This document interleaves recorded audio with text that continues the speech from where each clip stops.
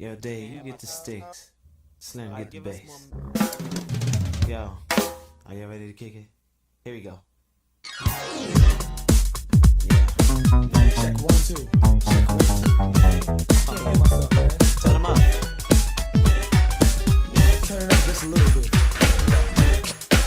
Well, alright. Slim, give me a little bit of bass.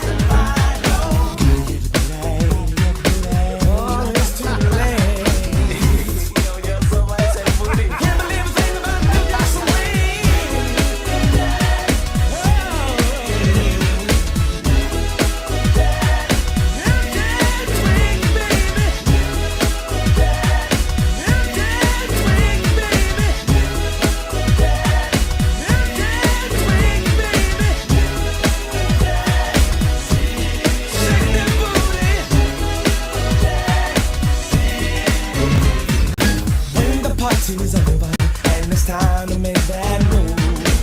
Somebody gotta win, somebody's got to lose. Stop procrastinating and anticipating.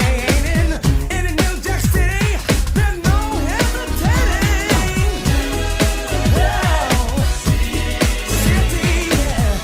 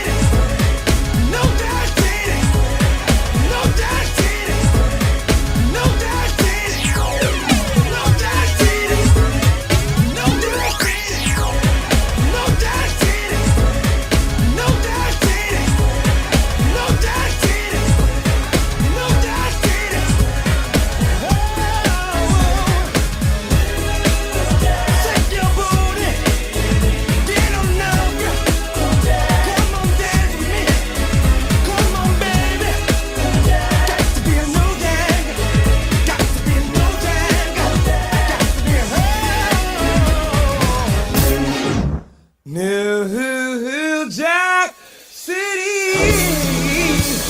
yeah. Oh, thank you, everybody. What's good?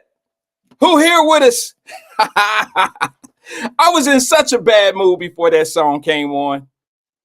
Let's drop me down and put the comments up. My goodness, today is Tuesday and I'm feeling good. I don't know what it is, but I'm telling you, family, you guys are my therapy. I need you. I really need you. Now, Carolyn Smith, I see, I don't know how to take this. There go my sister Kathy Rogers. What's up, Queen? I seen your message this morning. I was devastated on the passing of Faye. You know, that's my sister just as much as yours. I mean, you know, we all from the same spot. Faye was my sister, just like, you know, if I was in town, I would have went to the funeral. I was not in town. So shout out to the Rogers family, my sandboxes, my true sandboxes. I think Kathy Rogers, I know y'all hate when I throw these reminisce things, but I got to shoot it. I got to shoot it. See how she called me Randy? You have to know me from the sandbox to call me Randy. Kathy Rogers was the first female I ever seen in my life outside of my home, outside my mom, my grandmother, maybe my aunts and cousins and shit. She was the first female friend I ever had in my life, if that means anything. It probably don't mean anything to y'all, but I'm just saying, and she's here. She's here right now. I want to say shout out to my oldest friend, my oldest female friend in my life. You understand what I'm saying? The oldest. Can anybody go back and think of their oldest friend? Like, who have you known more than anybody? This was not on the roster to talk about today, but she jumped in. Now she's in the chat. I just want to say shout out to her. There go Donna. Donna know Kathy. We all from down, you know, we all from the same little court. You know what I mean? We all from the same spot. But I want to say what's up to everybody, man. It's been a rough day, but we here. We right here today. I want to thank everybody. I ain't got shit to talk about. I'm just playing. I got a little something, but nothing critical, crucial. Short show today. Short conversation today. I do have one question. Y'all know that was my song, New Jack Swing. You know, New Jack Swing, Guy, Teddy Riley, Sticks, Aaron Hall. I just got one question. How many of y'all, before I ask the question, the serious question, how many of y'all was jamming to that song? Who remember that? Did it not put you back in your early 20s, your beginning 20s? Did it not make you think of the knucklehead you was dating at that time? Did it not make you think of that salt and pepper, push it ass haircut you used to have, the big earrings? Did it not put LL Cool J in your head? Tracy Dillingham, I know you were, because believe it or not, you were one person I was thinking of when I was playing this song. I was like, there go Tracy. Oh, shit, she must have heard it. And she logged in once she hear that. But I just want to know, put your hand in the sky, hit the like button if you was jamming to that song. Hit the like button if you were jamming to that song when I played it just now. I don't mean back in the 90s. I know where you were in the 90s. It was the shit that got you on the dance floor. It made you get a little drink. And it made, you know, it made you talk to somebody. Somebody pulled up on you. He ain't had no business pulling up on you in the club, wanting to dance. He had 3 gold teeth in his mouth. It didn't match his outfit. And you was just like, he was bothering you. And you had to shoot him off. Psst, beat it. Some of y'all married that motherfucker. I'm just playing because somebody think I'm talking about them, and they might be here. I'm just playing. But I got a question. I mean, who? Raise your hand. Raise your hand if you jammed off that joint when I just played it. Carolyn Smith, I am going to address. I don't know if that was shade you shot at me or if you was just complimenting. And it's a damn shame when you don't know me, when I don't know the difference between a compliment and some shade. I don't know the difference sometimes. It all depends on how the day going. Donna says, I was pregnant with my oldest daughter. That song is the song that you got pregnant on? I mean, I just asking. Because most of the people got pregnant off some Keith Sweat. I don't know if you was jammed. Did he talk you out of it to the New Jack Swing? Was y'all fast dancing and it turned into something different? I'm just asking. No, because mostly the girls that I know, they got pregnant off Keith Sweat. A little bit of I'll Be Sure. I don't know. Who else? What else? Oh, okay. Jodeci got a bunch of babies out here. Yeah, that Jodeci catalog got a lot of babies out here. What else? Who else? Name one. Put one in the screen. Who else got a bunch of babies out here? And I'm talking about the songs that produce produce babies. Oh, no, you had to be here on time, Mr. Late. That's Twin. Twin asking questions because he wasn't here.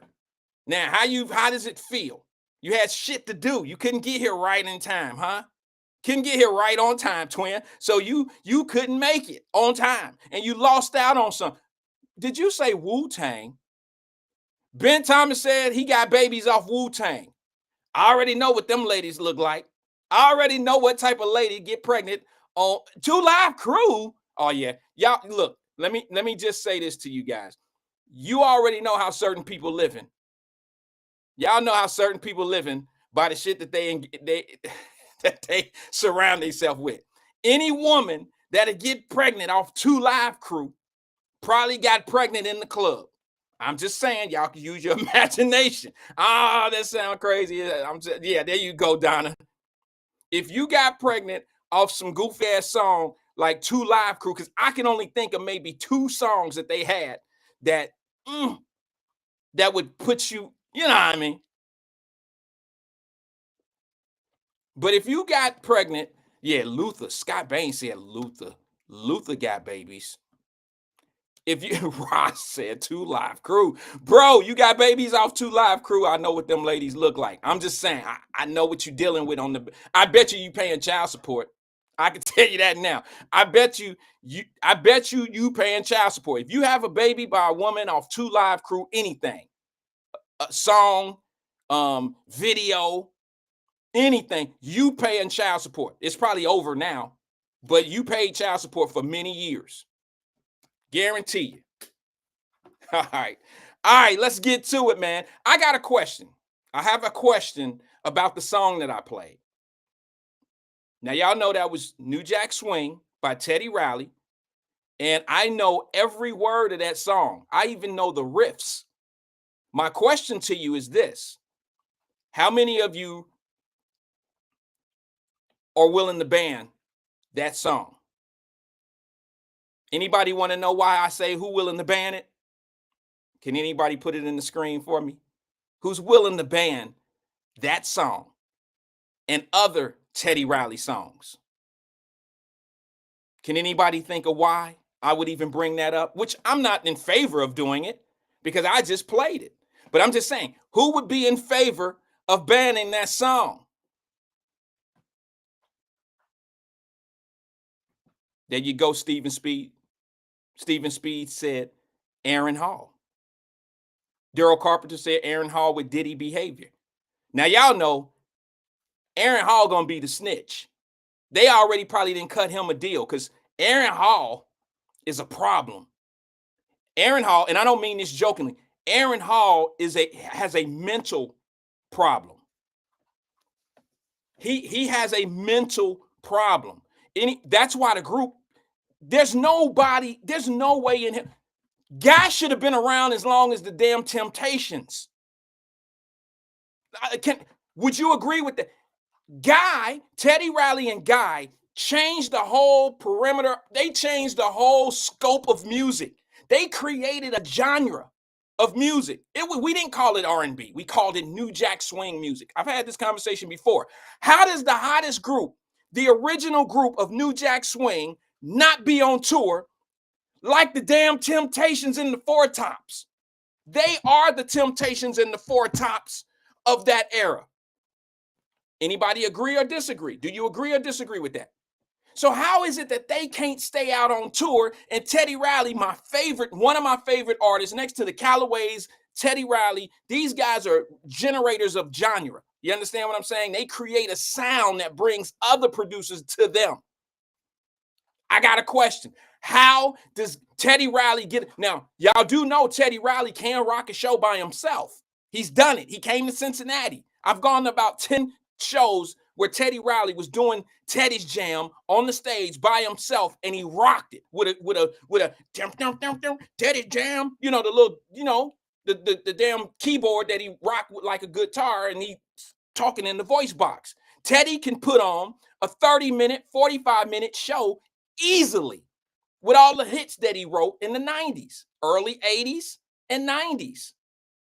Now, my question to you is, why isn't Guy?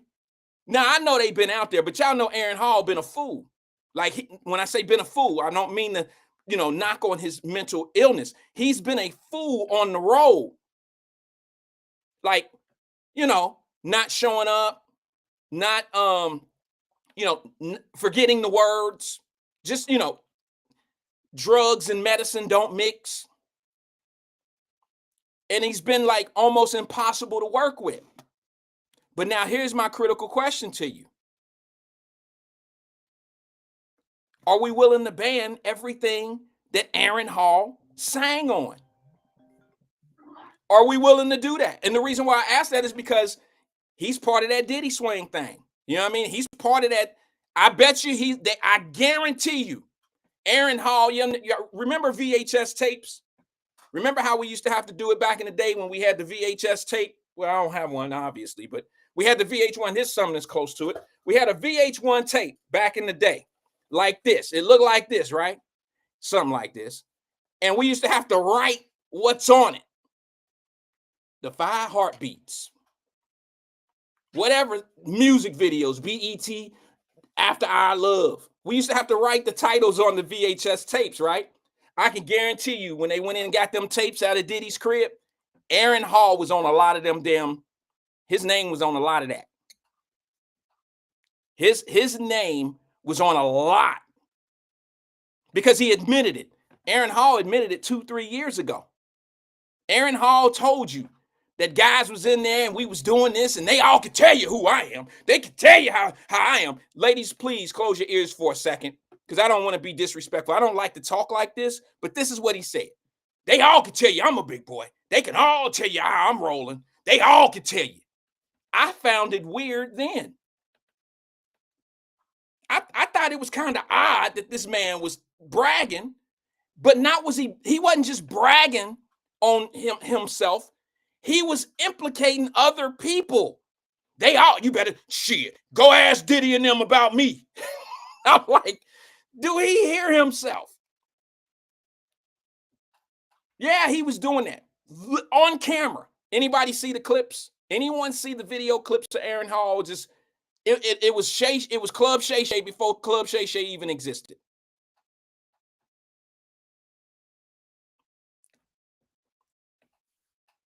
Aaron Hall was a walking. A couple years ago, he was a walking. He just was a walking testimony of what was going on in them freak offs.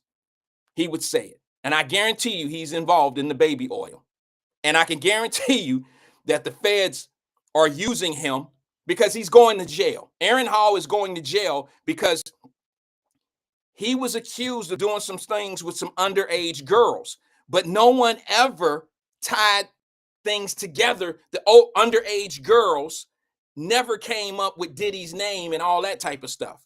Okay, it never came. No one ever tied all that together. But now here we go with indictments with Diddy. And the first thing came to my mind was, okay, Aaron Hall is probably the first on their list to offer a deal because he's going to be able to become federal witness against whoever Diddy brings into this argument. Okay, they already have enough people. I just want to know, who's going to start talking first. It's just a matter. And look, let's get this shit. Where's Fame Rothstein? Can we get a bet going? Can we get somebody that can organize like they got the presidential election on the bet hubs where you can bet to see who's going to win? Let's bet on the indictments on the Diddy case of who's going to be first to squeal. Because the first to squeal get the deal. And I can tell you now, my money, I got $1. I got $1 on Aaron Hall. I got $1. I ain't going to bet big. I'm just saying, I got $1. My money is going on Aaron Hall. It's going to be in a federal court one day testifying for the United States of America. Now, y'all mark that down today, October the 22nd, 2024. Aaron Hall will be in court testifying for the United States of America versus Sean Puffy Combs. Diddy, whatever his real name, Sean Combs, whatever his name is. he will be in there testifying against Diddy. They just Frank Lucas'd him. I guarantee you they Frank Lucas'd him. All right. So now, the reason why I feel like I'm not going to ban that is because I like Aaron Hall. I like Guy. I don't think it's cool to ban R. Kelly music, to ban Diddy's music, because look, the way we get music today, you can't remove the history of what we enjoyed as young folks. You can't remove that history. It doesn't say anything about them, say anything about you because you listen to a song that somebody made. Now, I'm going to say this nicely. I do have a problem with one R. Kelly song. No, two R. Kelly song. No, three, maybe four. Shit. I got a problem with a few of R. Kelly songs because it kind of tell the truth. It really does. Like that shit, You Remind Me of a Jeep. I never understood that song. I never got it. I could never, that was just a song that all my partners and everybody was cooling with, and everybody was like, this song is dope. And me being a DJ at that time, I couldn't get into that song. Like the beat and everything sounds good. There you go, Fame. That's the number 2 song. Seems Like You Ready? Damn, just write your own indictment and sign it. They'll timestamp it in the clerk's office. All I'm saying is some of his songs was wild. You can tell what was going on. There's a lot of songs in there that, look, how do I, here's what you got to do. R. Kelly is pretty much an author of his life. Does that make sense? And the way he wrote his music is like any other great songwriter. They go through pains and tribulations, or they have certain things in life that they go through and they share it. R. Kelly just happened to be a great producer of music. I don't think he's the best lyric writer in the world. I mean, he's wrote some choppers, but I can guarantee you most of the songs that you listen to of R. Kelly, you ain't really feeling the lyrics. You're not. You remind me of my Jeep. The fuck?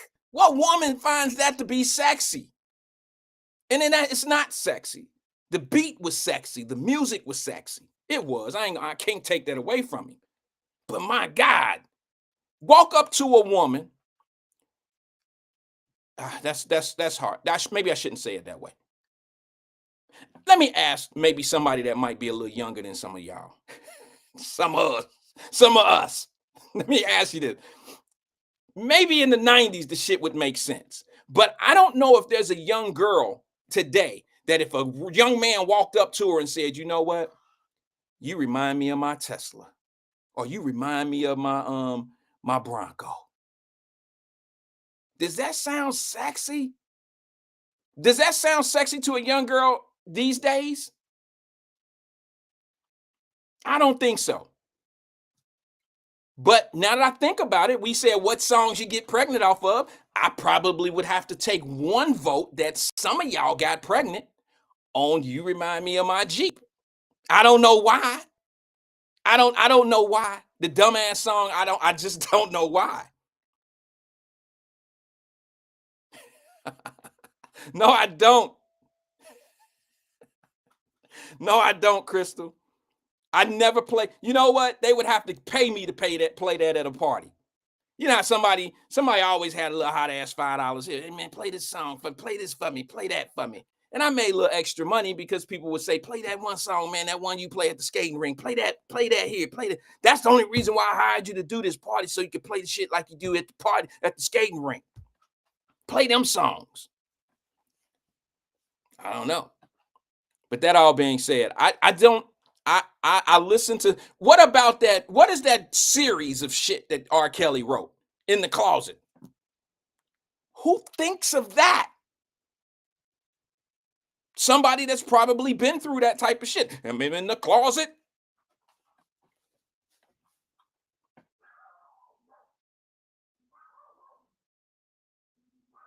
I mean, R. Kelly pretty much wrote his testimony as well in his music. The lyrics matched his behavior. His lyrics matched his behavior. Y'all can hear my little killer. That's my killer dog. Yes, he wrote some good. He wrote some things. Let me see. I'm gonna look at the chat a little bit. Some people tell me I need to look at the chat a little bit more. She reminded me of a spliff and I want to smoke it. He wrote a song named that. Listen, Brenda Harris, you got that right. Step in the Name of Love. I mean, think about it.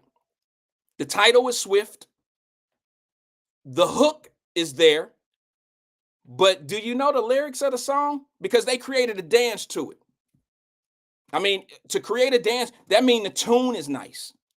But do you know the lyrics to Step to in the Name of Love? Do you know the lyrics? What, they got one verse? And I'm not, snapping on the song. I'm not suggesting that. I'm just saying most good songs that get you on the dance floor, you don't see all people out there dancing heavy and singing it. I don't think it was meant for that. But I'm not canceling anything on my playlist. I bought the shit and I'm going to play it when I want to play it. Now, if he come out with a new album with some new shit, R. Kelly, that might be a little bit different of supporting him. I might not do that. You know what I'm saying? I'm going to be honest with you. If Aaron Hall came out with a new album, I probably wouldn't buy it. Now, I'm going to give you something that's very sensitive to me, if you guys don't mind. Let me take a sip when I tell you this piece of truth about your boy, about me. My wife gonna kill me, but I'm gonna tell the truth about it.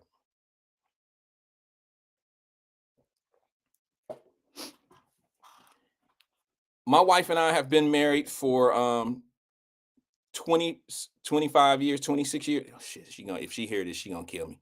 Get this shit right, Rand. We've been married a long time. Now, you're wondering, why would I bring my wife up talking about some Aaron Hall?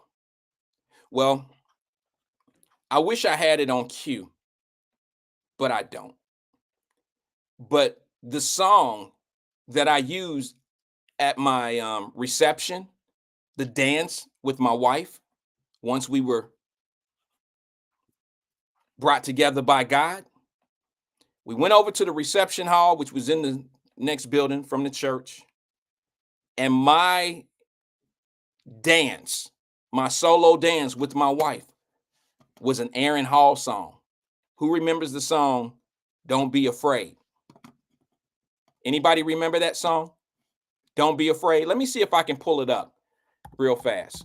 And I know y'all thinking, why would he want to play Don't Be Afraid? That song is fast. No, it was the slow version. You understand? Anybody remember that song? Anybody remember it? Hold on one second. Let me see if I can play it, if you guys don't mind. 1 second.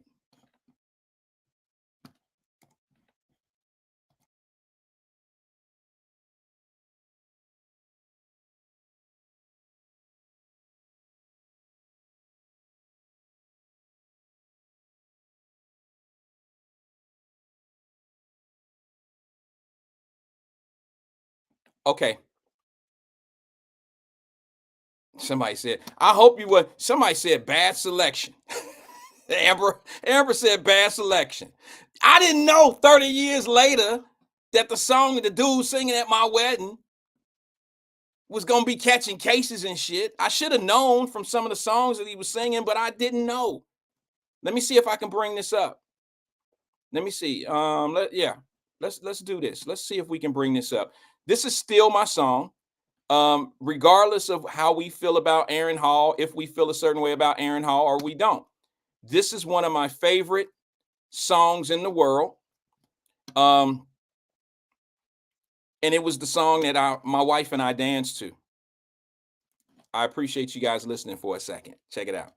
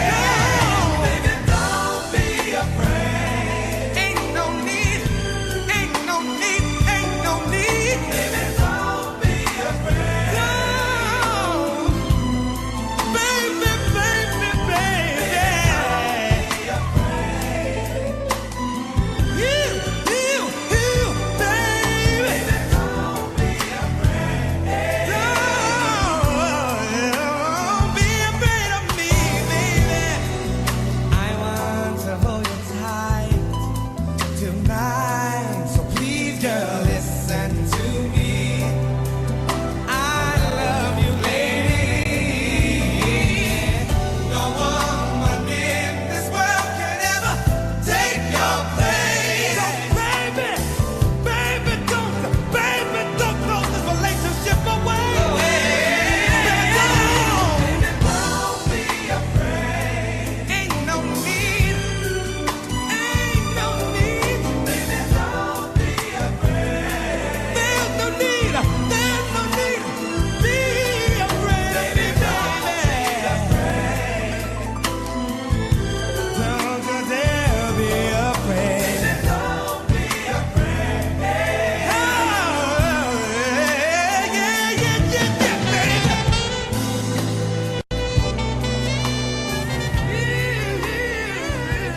When you need me, oh, when you need me, when you need me. All right. Enough of that. I was getting soft. I was getting teary-eyed. Damn it. You weren't at my wedding. You got to understand we were young, and my wife was afraid, and I couldn't think of a better song. I couldn't think of a better song because if you listen to those lyrics, I didn't know what I was going to do. I knew where we were going in life. I knew where I wanted to be. I knew I wanted to be rich. I knew I wanted to, I had a strong mind and didn't know exactly how it was going to happen. And I grabbed my wife's hand before we were married and I said, don't be afraid, a long time ago. And I couldn't think of another song to play but that one. And anybody that's here that knows how tough marriage can be, I never knew that if you go back and listen to some of the things that you were talking about, excuse me for a second. Excuse me for 1 second.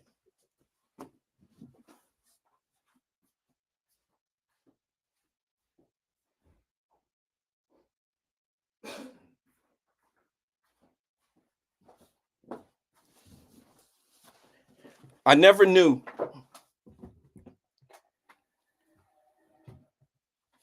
that if you go back and you reminisce on some of the things, I had to get that time. Get that for me. Good shot.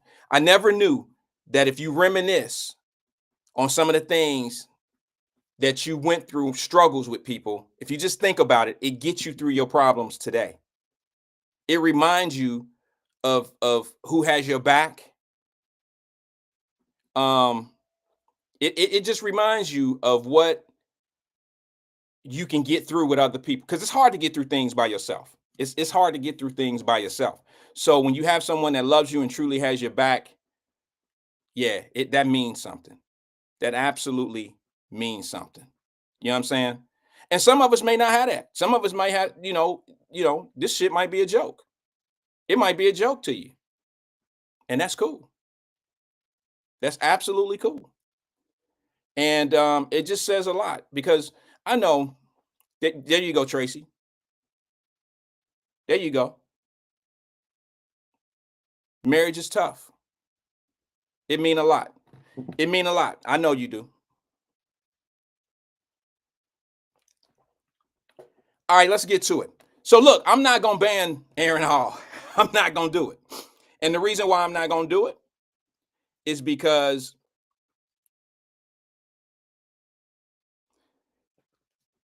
I paid for that music. If he came out with a new album, I'm sorry, I lost track of mine. I'm reading some comments and it's cool. You know what? It's cool. I ain't tripping on none of them people. Anybody that know me for real, they know who I am. They know what I'm about. But if Aaron Hall came out with a new album, I wouldn't buy it. If R. Kelly came out with a new album, I wouldn't buy it. If Diddy came out with a new album, I wouldn't buy it. I can't support that. I can't support it. I can't support the things that I know now. The evidence is out there. It would be very hard for me to support it. And quite honestly, I have daughters. It would be very hard for me to justify. I listen to some of the music my daughters listen to. You know what I mean? Like they like some of these rappers, some of the music. And just like I got on my old school music, just like I just got on some of the music like from R. Kelly, like how could you like something that says something about the Jeep? I mean, I say the same shit to my daughters, like, okay, yeah, the beat is hard. The beat is hard, but are you listening to the lyrics? Do you understand what this young man is saying about young women? I'm talking about in the rap music. And I don't understand it. I don't understand how these young ladies could like the music that's, you know, that's just awful to hear about what, you know, some of the things that these guys will do, the date drugs, slipped her a Molly, took it to the cook. I mean, it's some of this music is crazy. And the girls beat the men to the dance floor when the shit come on. And I call it retaliation music, because if you look at the female rappers today, if you like MC Light and Queen Latifah and all of them had bars, but this was enlightening music. This was unity type of music. When they had to fit in, and they lyrics had to be strong, like men strong. It wasn't the female 2 Live Crew. That's what comes out now. When the 2 Live Crew came out, there was no female 2 Live Crew. But now the tables have turned. Now you got these hard ass rappers dissing women, and then the ladies come out and want to stay on that same energy, but yet talk about the men, date drug them too, tricking them, taking them to the hotel, putting them to sleep, stealing their jewelry and their money. It's a culture. It's a culture, and it's just, it's nothing like our 90s music. Nothing like that. So no, I'm not interested. Somebody asked me if I was interested, if I would ban the song that I played at my wedding, and no, I wouldn't. I wouldn't, because I don't know if Aaron Hall was doing that stuff when he wrote that song or when they performed that song, if that makes any sense to anybody. You know, I still think anybody that's just new here or just got here, if last couple minutes, let me just say this. I still think that Aaron Hall will be wrapped up in this Diddy case, and I think he'll turn government witness. I think he'll turn government witness. All right, let me see if I can go to the phone lines real fast before I move on to what I want to talk about today. It's very brief, like I said earlier. Good afternoon, caller. This is Wyatt. Who am I speaking with? Oh, Wyatt. What's up, man? Can you hear me? Yeah, I can hear you. Can you hear me? I have to turn my phone up. Okay, you at work? You already know, player. Okay. All right, brother. Drop it. What's happening? What's on your mind? Your hypocrite ass the other day said how. Whoa! That's how we starting? That's what we doing? Yeah. Oh my God! Wow! Checkmate. Wow! I thought. Checkmate. You should have put it down on your list. Okay, so no wonder you didn't say what's up, cuz. You know, I can read you now. When you about to say some slick shit, you just jump right in. You don't say what's up, cuz. You don't do none of that. But go ahead. I got you. I know what time it is. Go ahead. No, you said something about LeBron praising Meech, right, the other day. Did I speak on that? You said something like that. I did. Okay, yeah. Okay, yeah. I know how I feel. I think Fame Rothstein called in and mentioned something. No. I take it back. I reversed it. You said no, you don't agree with it. Right. For what Big Meech did. I'll take it back. My bad. Oh. What he did, selling drugs to the people and all that. Yeah. But you gave praise to old girl who was down there for Cincinnati. So what's the difference, man? I don't know what you're talking about. Help me out. What girl in Cincinnati? What you talking about? I'm guarantee you I ain't the only one that don't know what you're talking about. What's a young lady was trapping and took other women from these drug dealers? She got a book out now from down your way. Oh, you talking about Lisa Huff? I praise Lisa Huff. I praise Lisa Huff. Yes, you did. I didn't. I didn't. She ain't called me. She ain't called me. So how much? If I praised her, she would have been on the. Hey, come on, Rand. She ain't called me. But you still gave her credit. You said I gave her credit for being everything. Hold on. All right, go ahead, twin. I don't mean to be disrespectful, brother. Get it on off your chest. It's not disrespectful. No, I didn't mean to. No, I'm saying to interrupt you. I don't mean to be disrespectful. No. Well, that's not what I like to do. I like you to get your point out. And I'm twin, man. So you just want to argue. You want to I was talk just- over one another. I was just wanting to clear. I said he said something about that's not cool with LeBron, but you just praised old girl the other day. So what's the difference? A person is a person, whether it's good or bad. You feel me? Not yet. Not Well, yet. I don't not feel yet. you yet. But hold on. Don't worry about it. Don't worry. What? I want to clear the air on that. I did not pray. What did I say about her that you called praising? I'm saying you saying a little. She did this. She did that, and you went on and on a little bit. Yeah. And you was talking about it. You're right. You're right. I know I'm right. Wait a minute. Whoa. You're right about what I did praise her, but I didn't praise her activities. I said that I knew she wasn't really. Look, let me say this because I don't want to be disrespectful to Lisa Huff nor her family because they hitters. All right. I'm just being honest with you. I know them. And I'm just saying this to cover my tracks. So if you misinterpreted, I'm sorry, because other may have misinterpreted as well. Let me just say this to you. I said that she was not really a street person, but she was in the streets. A lot of people do street shit for survival shit, but they not really street people. Yeah. I said she's not really a street person because she was too smart for the streets. She was really intelligent. You got to know her. That's the only thing I said. Now, did I praise? Did I praise her for being good in the streets? I have to go back and look, but you still talked about it, whatever you said. Yes, whatever. I owe that. I have to go back. She know me. She know me. We ran in some circles. Okay, on this new thing. Hell no, I ain't gonna stop listening to R. Kelly. Man, there's a lot of babies I made off this song. And you get on your platform, this podcast and be disrespectful like that. I'm bringing you up on charges, fam, because you can't do that. You can't do that. People praise that damn Hugh Hefner and Elvis Presley every year when their birthdays come around and all that, but y'all don't want to say nothing about them just because they did what it is, man. He's facing, what he did to people.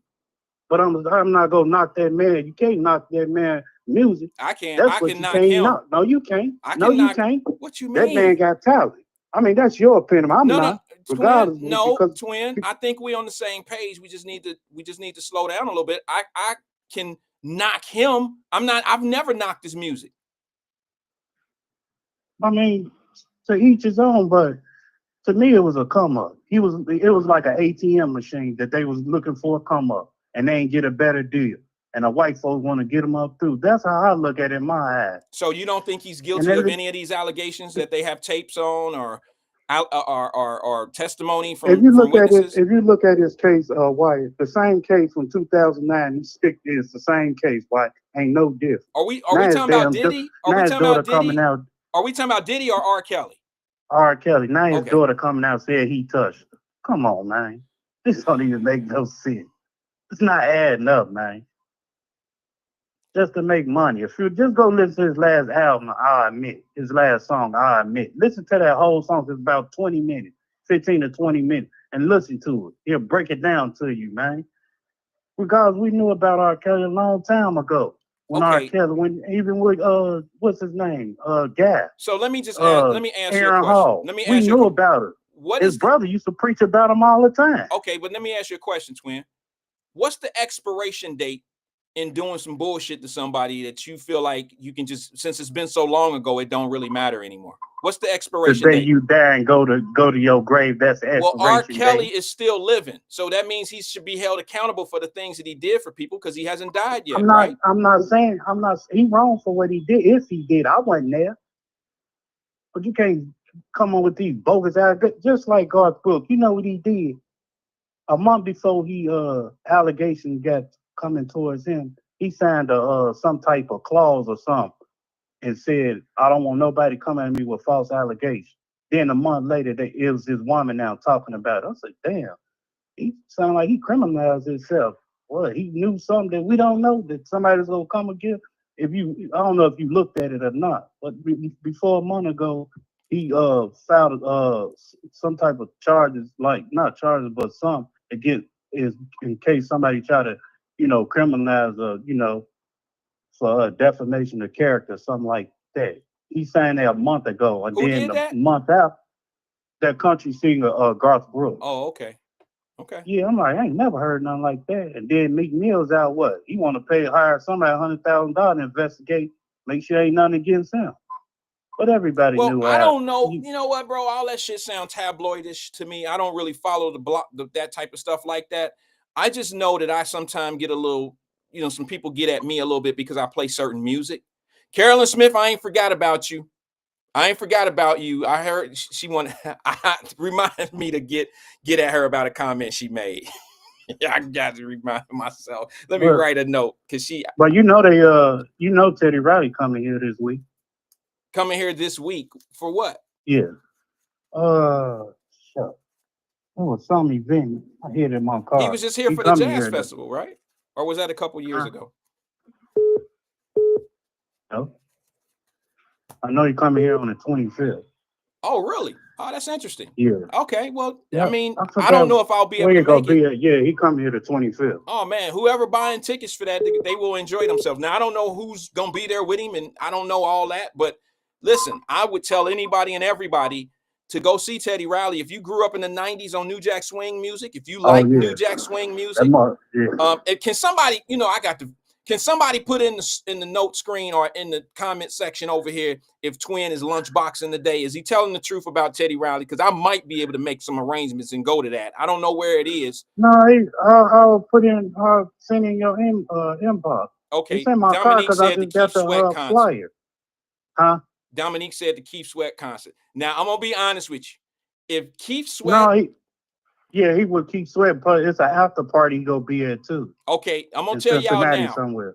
If Keith Sweat and Teddy Riley are on the same show, Teddy Riley gonna take that show over. Linda Evans said Joe and Tyrese. That's a good card. Keith Sweat, Joe, Tyrese, and Teddy Riley. That's a good card. Yeah, that's November.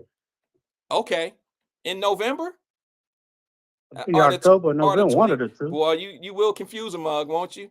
Is it November or is it the 25th next week? What's the 25th? What's today?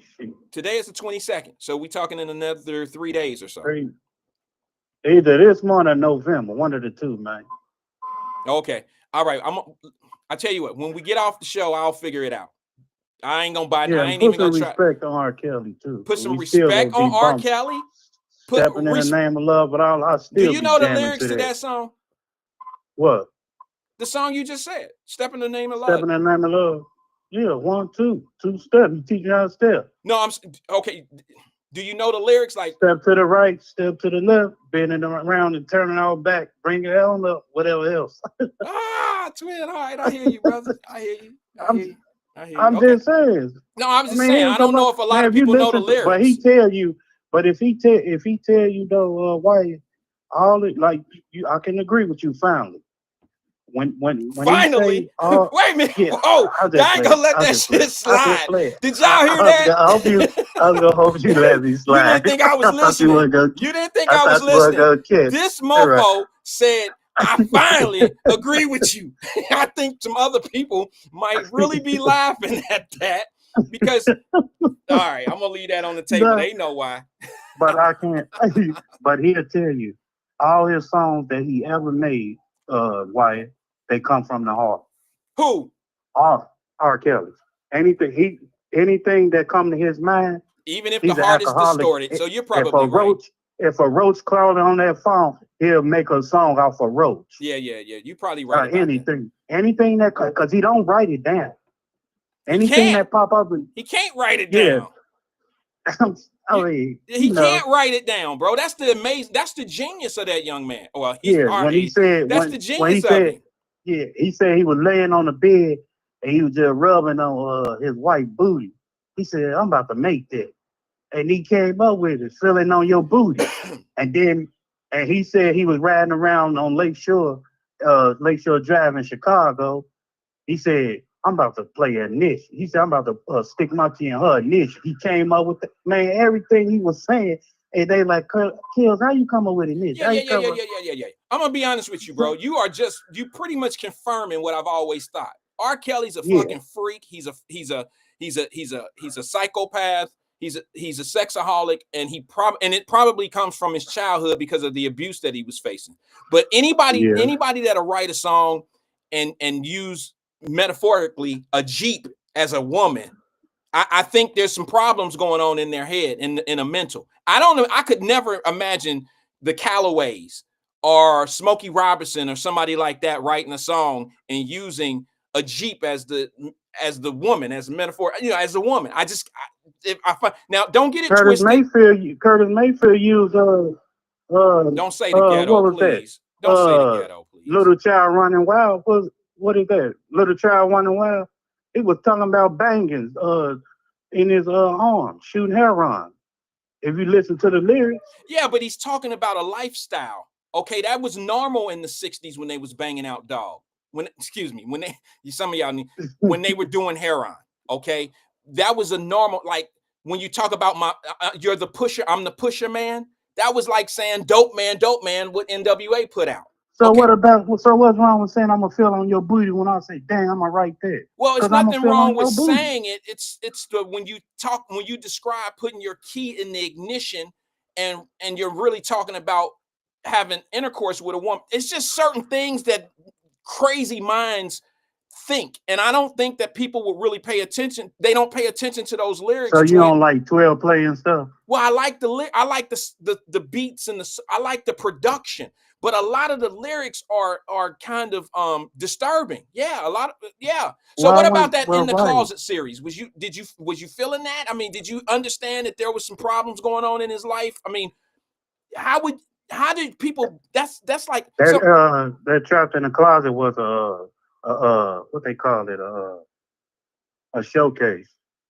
It was just a pattern story that goes on and everything. People being in the closet and won't come out and tell their secrets. Quit being in the closet. You don't think that it took some level of him experiencing some of that to be able to write it?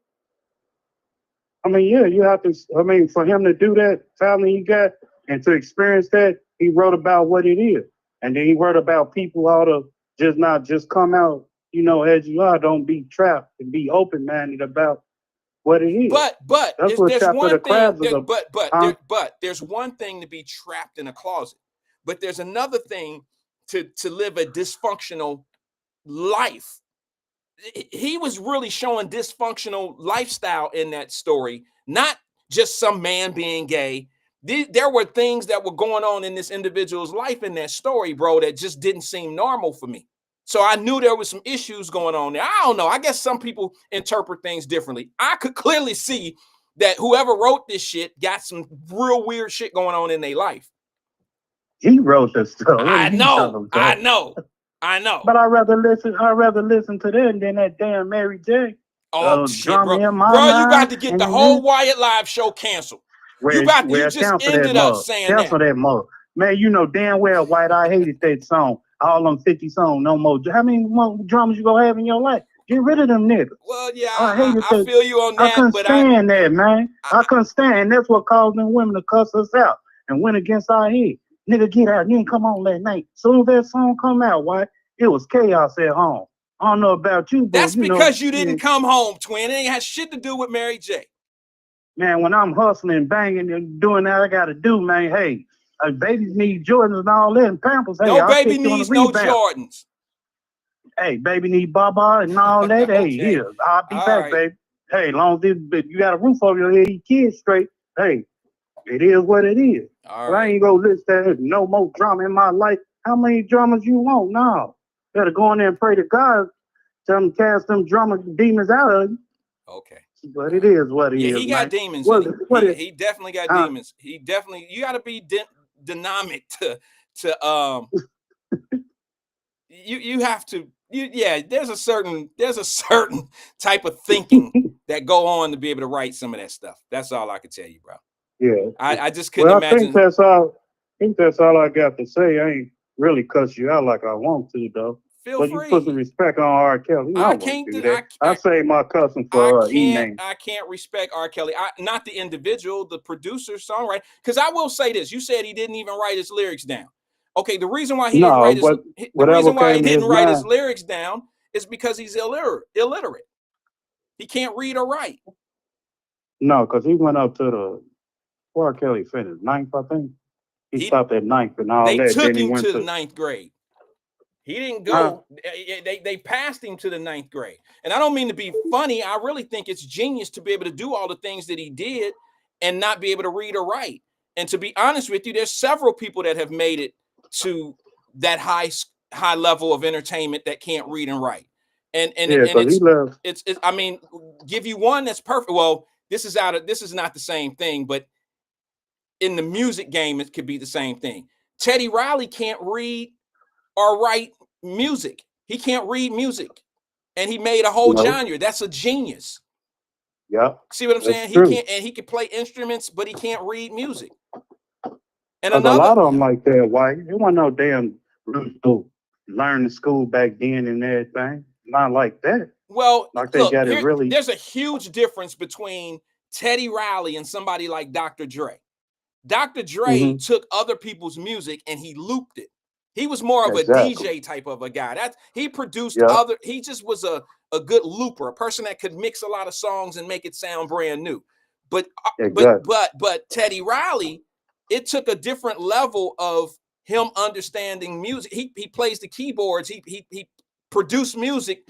He took somebody's sound. If you really listen to Gap, Zap, and all the Zap and them guys, that's Roger Troutman all day. But he didn't take their songs and sampled it. He just took the sound and brought a new and formed it different. Yeah. Hey, why did you had paused for a minute? Was you crying? No, bro, I went and got my thing over there. No, I know you I were. read the You. comments, bro. I ain't tripping on that. I I ain't know you listen, was crying. Just tell the truth, man. bro. We understand. I cry Look, I sometimes didn't got too. I didn't We got grown, man. look, bro. I got sensitive on here before, bro. I'm a grown ass man. I live up to whatever I do. If I shed a Sometimes you tear don't. Why? But I when understand. I lost my You don't mama, I live was up. on here crying. You said what? When I lost my mother, I was on here crying. And I don't Yeah. care Yeah. what anybody say about. Look, bro, I'm here because we started with 4 people. Yeah, I started talking to 4 people, and no, okay, yeah, I've shedded a tear on the show before, for So sure. that make you soft if you cry in No, front of your girl. in front of my girl. I mean, a man, any man, do that make you soft? Well, I do believe that emotions should be handled a certain kind of way, and I think women will understand, and men will understand if you're having an emotional moment because of loss. Maybe you lost your mom, you lost your dad, or something of that nature. I think anybody can expect some emotion to come from anybody, from any Reason man. why I said reason why I said that this girl I used to mess with years ago brought it back up. Say, hey, did you cry yet in front of whoever you with now? I said none of your business. Well, I did. So I finally tell you, time, so my nigga. I said, you stupid. All right, I I thought got you. so, but I got you. so All each right, his twin, own. I got to move on, man. We got on to a commercial break. All right, man. Be easy, All man. right, brother. I'll talk to you. Okay. All right. Uh, That's Twins line. It's open. 513. What's the number? 310-0546. All right, I got him out of here. Oh yeah. Um it's just funny, man. Like Twin, bro, he's something else. I don't know. He said he finally agreed with me. Carolyn Smith, let me get on you real fast. No, don't leave. Don't leave. All right, so look, Carolyn Smith at the beginning of the show, when I played my New Jack Swing music, she put a comment in the screen. Now this is Carolyn. I'm really was just joking. I really mean this. I'm glad you said that because I've been thinking about doing a radio show type of a thing where it's just like 90s music, classics, like bangers that what we used to do. And I got all that music and it's easier to get now, but I still have a lot of my setup. I still have mixtapes. I know they don't do those mixtapes anymore.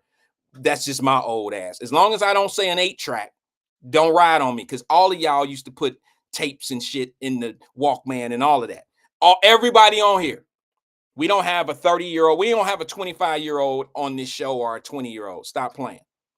But that all being said, I've really been considering doing it. I've actually, Carolyn, I've done the research of what I need to do to be able to play the music and to get in what they call it's a what is it called? Because I'm in it now, but I just don't know the name off the top of my head. Revenue sharing. How could I not understand that or remember that? It's a revenue sharing process where if I play a song, I'm monetized, so I can play a song, and then they will send me a permission slip to sign saying that if I want to share the revenue off of that song with the artist or whoever owns the song, I can do that. And so every time I play a song, a lot of people don't understand this. When I play a song, if there's what do they call it? Some type of zap where they ding you on it. I sign the permission slip saying, hey, I'll do revenue sharing.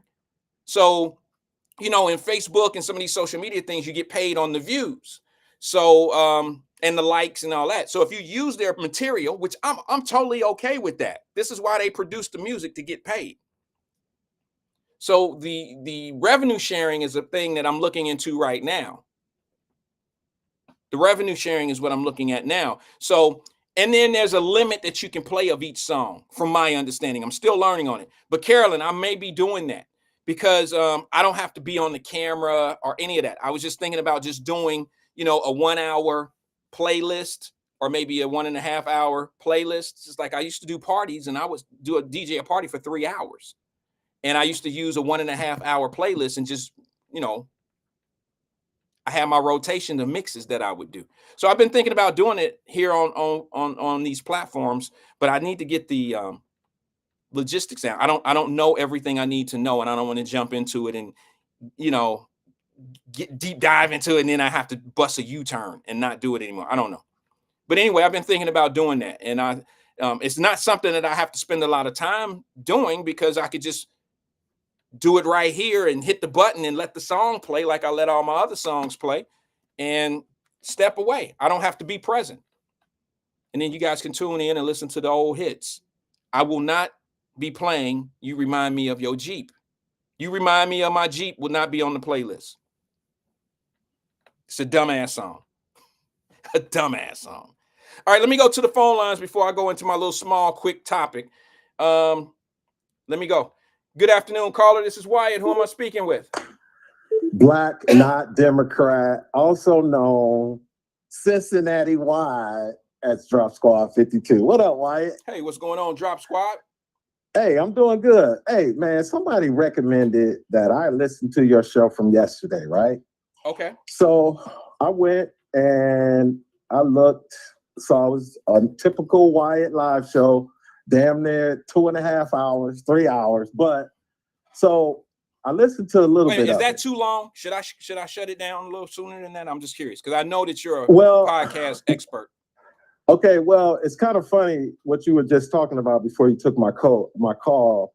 You were talking about copyright strikes, copyright infringement, and contract agreements with the artists, so you could play their music on your monetized YouTube channel, and they get a percentage of what you bring in, as well, huh? I said, yep, yeah. Right. So that's exactly that's what you're talking about. But what I was saying is that 2 hours is normally for people who are monetized, Wyatt, because you can insert commercials, or YouTube would. You could depict it. Now it's to the point, Wyatt, where they do it like regular TV. Right. Like you said, all right, let me go to the phones. YouTube would insert a commercial right there. Right. To keep people viewing. But listening to you talk, I could tell that I've given you some information to help get you to where you are right now.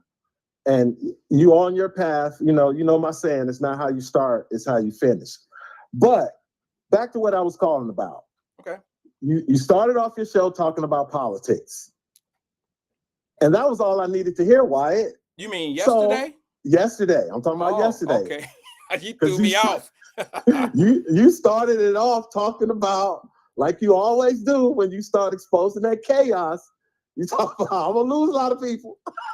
I'm letting you know right now, because what I'm gonna talk about. So, with what you said yesterday,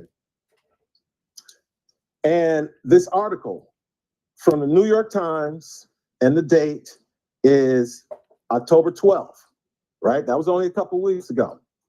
Let me read you the headline.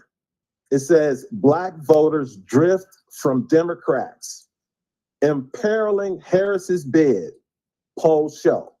Vice President Kamala Harris is on track to win a majority of Black voters and has brought many back to her party since taking over for President Biden. Now, that was the headline of the story. Remember, New York Times. Now, I'm just going to read these statistics and then I want to ask your opinion. Okay. In 2016, the Democrat Party got 92% of the Democrat vote. Donald Trump got 7. That was a plus 85 advantage. In 2020, Hillary Clinton got 90% of the Black vote. Donald Trump received 9%, a Democrat plus 81. And so far this year, in the Times Siena polling, as of October 12th, Kamala Harris, get ready for this one, Wyatt. Get ready, Daryl Carpenter. Get ready, everybody in the chat. Kamala Harris has 78% of the Black vote, and Donald John Trump, the scary orange man, also known as the first gangster president, has 15%, Wyatt. That is only a plus 63 advantage. So my question to you, sir, was your show yesterday any way related to what I just presented to you and your audience? No, not really. I don't mean to be rude or from disrespectful. This day on, no, it's 2 weeks from today, Wyatt. No, I mean, it really wasn't. You said no. You said no. Okay. Okay, so here's a follow-up question. Everything I just read to you, with 2 weeks to go, can you feel comfortable making a prediction on what percentage of the Black vote Kamala Harris and Tim Walz will receive in 2 weeks? I don't know, man. I don't know. I just know that it's been tough. It's been tough for them coming from the Black community from a couple different areas. From when Obama went in there and said what he said, that might have turned some people away, turned some people off. The fact that, when you treat people, when you treat people like, when you use manipulation to try to make people feel bad because of how they feel about doing things in life, that don't resonate with a lot of people. It really don't. And a lot of people don't understand that, Black men are right. You don't hear anybody talking about Black women in a negative light when it comes down to politics, except for the one Black woman that's running for president. Everybody else, Black women are not getting any criticism for what's being said about the Black community and voting right now. It's all falling on Black men. And I think there's some Black men that are feeling a certain way about that. And, a lot of people don't understand how Black men feel about it. I'm just being honest with you. You can listen to Black men on different shows talk about things that they hadn't talked about in years when it come down to voting. And if you think about it, I really don't know. None of it's changed for me because the way that they talking now, I've always felt that way. I've always been teased and called names and for my perspectives on certain things. So it's nothing new to me, but there's some people that have different views now and it's just being talked about a little bit different. Just listen to social media. They'll show you. There you go. You finally got to it. See, that's the difference, Wyatt. It's the generational evolution of Black people in America. There was a time, Wyatt, where the majority of Black people were uneducated, living in poverty, being victims of crimes, incarceration. But that has changed, Wyatt. The economic status of Black America and the educational level of mainly Black women, because Black men have fallen off when it comes to college. That kind of answers your question why they ain't really tripping on Black women. But what I'm saying is, Wyatt, their 1970s, 80s, and 90s political strategy with Black people is starting to get exposed, okay? And like you said earlier, here's my impression of Reverend Wright. The Democrat Party's chickens are coming home to roost.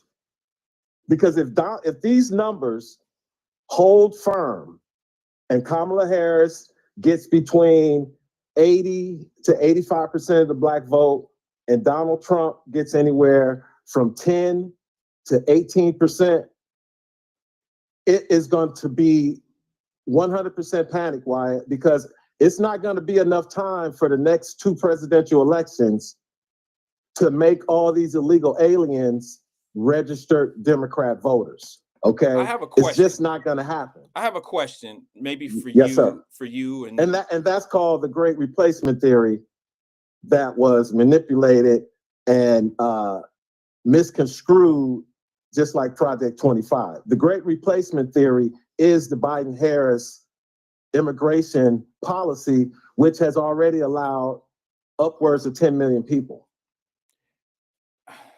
Okay, I got a question for everyone. This is just something that crossed my mind just a couple of days ago, may even been just as soon as yesterday.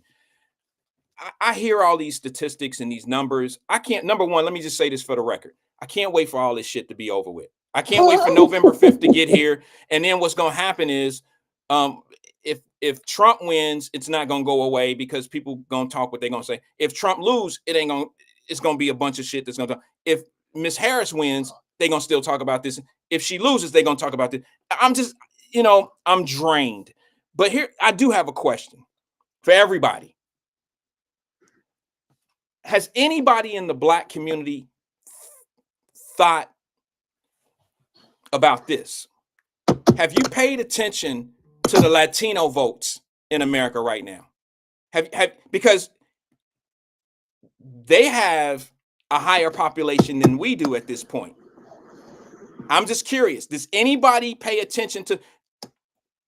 We're talking about us. Wyatt, the numbers in the same poll for Hispanic voters are similar. So you're 100% right. But do you see where I'm coming from? Do you understand where I'm coming from when I pose that question? Because we sitting back here getting on one another about how we voting and this and this and that. But I just have a question. Has anybody who's really critical on how we voting as a voter block, have we thought about how Latinos are voting in this country right now? Because they're a bigger population than we are. Yeah, but Wyatt, they don't have official spokespeople like the Black constituents of the Democrat Party. Okay. And they also call race hustlers and poverty pimps. So the Hispanic community, they don't have that.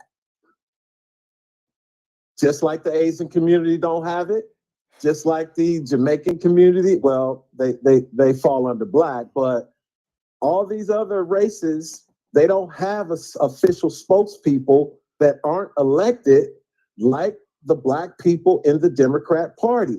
And like I said earlier, Wyatt, we are far from a monolith in 2024, but they still campaign and approach you as if you're just a vote. Talking about, I'm gonna give you 20 grand, I'm gonna give you 50,000, I'm gonna help you, I'm gonna make weed legal.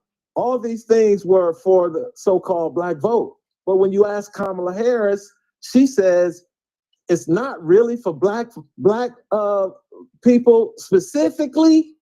It's for everybody else. But because Black people so far behind, they'll get the majority of the program. But we all know that's BS because we only 13% of the population. It's way more poor, white, and non-Black people that will be ahead of Black people for these so-called benefits for Black people. I'm just saying, Wyatt, it's No, people I like hear you all I over hear you. YouTube. I hear you. Black, young, they are I've made that the point. BS. I've made that point before. Mhm. As a small business at one point when I first started, and I was going for minority contracts, I was under the impression that I was going to be going up against other Black people for those minority contracts, when in fact what I was running up against was predominantly white female companies that I was bidding against. And they, it just confused me a little bit when I was going up against minority. I thought a minority was going to be someone that looked like me, and it most of the bids that I were going up against was female white women. I mean, and that's just a fact. And I thought that those minority program bids were going to be, look, I guess, this is real talk. I guess I would feel a little bit better if I was bidding up against UDrop or one of the sisters on the platform and they outbidded me and it was a Black owned company and I just didn't have the right bid to get the job. But I think it's a slap in the face when you go after a minority contract and you're bidding against a female white woman and you lose it. And because they have a connection in the business, because her husband has that same type of business. So they have bigger machines. They're a little bit more advanced and they can cut their prices down to outbid you. You understand? And Right. I was running into that a lot. And I don't understand why we haven't really had those real conversations when people implement certain programs and you think that we're benefiting from them. It's easy for someone to think that from the outside looking in because it's titled the right way. It's a minority. Whoever thought that a minority, a minority contract bid would come in from a white woman, and that's who I'm competing against. That just doesn't make any sense to me. But that's part of the way it's written. And that's they're considered minorities. And I just didn't understand that. So I start learning, okay, and then not to mention the husband of the white lady has a connection with the source already. So they can actually see my bid and all they got to do is beat it by a little bit. Now this is not like me. I don't want to name the places because I could, but I don't want to expose that for other reasons. But okay, stop. You made your point. Okay. Stop. Okay. So I'm gonna close out with this, Wyatt. Because when I come on here, people know that I vote Republican. People know that. But you never, ever hear me campaigning specifically to the people that listen to you and tell them that they should vote Republican. What I try to do is to show them what is lacking in the party that they choose to vote for and get your party to get their shit together. Okay? Because if these numbers continue, Wyatt, the Democrats are going to have to face a rude awakening, that they're going to have to come up with a whole new strategy to get and secure the Black vote back up into the 90s. Because I'm telling you, if Kamala does not get over 85, Wyatt, that's going to be trouble because that means Trump is going to get over 15. Okay. All right. But I got to go. He only runs one time. All right. I Thanks got to for go, taking bro. my call, Wyatt. All right, man. Peace out, bro. Bye-bye. Thanks for engaging with this Drop Squad. It's always a pleasure talking to you. Carolyn Smith says something. I wanted to go back to that real fast. Give me 1 second. Let me find it. Carolyn Smith, since you put the name in there, I never competed with Evans Landscaping. Okay, I'm not in that field, but I do know about that situation. And when you run into that type of deception, say this. I think everybody should be punished, not just that one individual. I think everybody that played in the game, because I know there were people that were honoring contracts in that way. Now, y'all got to understand what it was is Mr. Evans, they're a landscaping company. And his wife was doing the bids on the side as a minority company. And it was they were getting, minority contracts. And I can't honestly say that Black contractors were competing for it. I can't honestly say that they were knocking Black contractors out of the way. I don't know that to be a fact. but I do know that it goes under minority status. It don't say black landscaping company got it. It don't say white minority landscaping company got it. It just goes under the status of being minority owned. So there's a strong possibility that when your city is giving out a minority contract to somebody, you might think, well, we getting, and I'm not specifically talking about Cincinnati. I'm talking about a city in Cleveland or wherever. If it's showing that the minority contracts are getting 12% of the contracts, we need a more thorough breakdown of those contracts. All right. We need a more thorough breakdown. How many of that 12% are black owned, Asian owned? Because that's the whole point of doing it. The whole point of doing it is to make sure that we're giving these contracts out fairly. We're trying to, spread the seed around a little bit. If you're not doing that, what's the point in having minority contracts? If you're not doing it fair and minorities are truly competing. And why? I don't know. Maybe I'm wrong, because that same contract could be a minority black woman as well. But she has the double sword because she's a woman, obviously. She has that privilege of being the woman in the contract in the minority status, but she also is black. But it just is a wild, what I'm saying. It just bothers me, and I don't harp on it very much, but I faced it. I went through it, and I know how difficult it is, and I just didn't want to. It was a hard thing to do. It was a hard thing to deal with because you can't really complain. You can complain, but it'll fall on deaf ears. And if you complain, you better have the cheese. You better have the cheddar to be able to fight it. You better be able to prove it. So whenever we get these minority contracts, guys, I would like a more thorough breakdown to just see, who are we competing against in the minority status? And when you have somebody like the wife that has the husband that do the same line of work, and she can utilize his tools or his trucks or his employees to get, it's just not fair. All right, let me go to the phone lines before I get out of here real fast. Good afternoon, caller. This is Wyatt. Who am I speaking with? Hey, Wyatt, it's Ambra. Hey, Ambra, how you doing today? I'm good. I called because I wanted to piggyback. Let me turn this off real quick. I wanted to piggyback off what you said and what Drop said, and I know for a fact it's true. I used to work at CMHA in like 2000, 2001, and I worked in a modernization department. And my job was that I would get the bids from the contractors. And you are 1,000% right. What they would do is they would have their wives, white women, or white family members that were females, and they would basically like create a business. It would be like a business, but it would be under the woman's name, but it would be like a front, so they could get these bids, and then they would subcontract African-American workers. Right. And I'm telling you, I saw it. I can give names. My job was to receive the bids. I had to tell people how much they could pay, things like that, so that they could, make sure that they had all the standards so they could get these contracts. No, Jerry, Jerry, I can't think of his name. I don't want to say his name. I was probably at Metropolitan Housing in those years. It was close to in those 2000, years. 2001, I worked in modernization with Jim Deneau and Mr. Fields and everything. Yeah. Like, I know everybody now. I'd rather not say names because I got a little bit more liability right here, responsibility. But I could tell you, Jerry, and I don't want to say his last name, but there's some people that were over in maintenance and the development department down there on what is you that ain't down? About to tell me. What's that area down there by 8th Street? Over by 8th Street, you talking about what? Yeah. The one down by Union Terminal, by the post office. That's what I'm talking about. Okay. That's the location I'm talking about. The actual CMHA. So I worked across from like where people go and get their vouchers. I worked in a modernization department.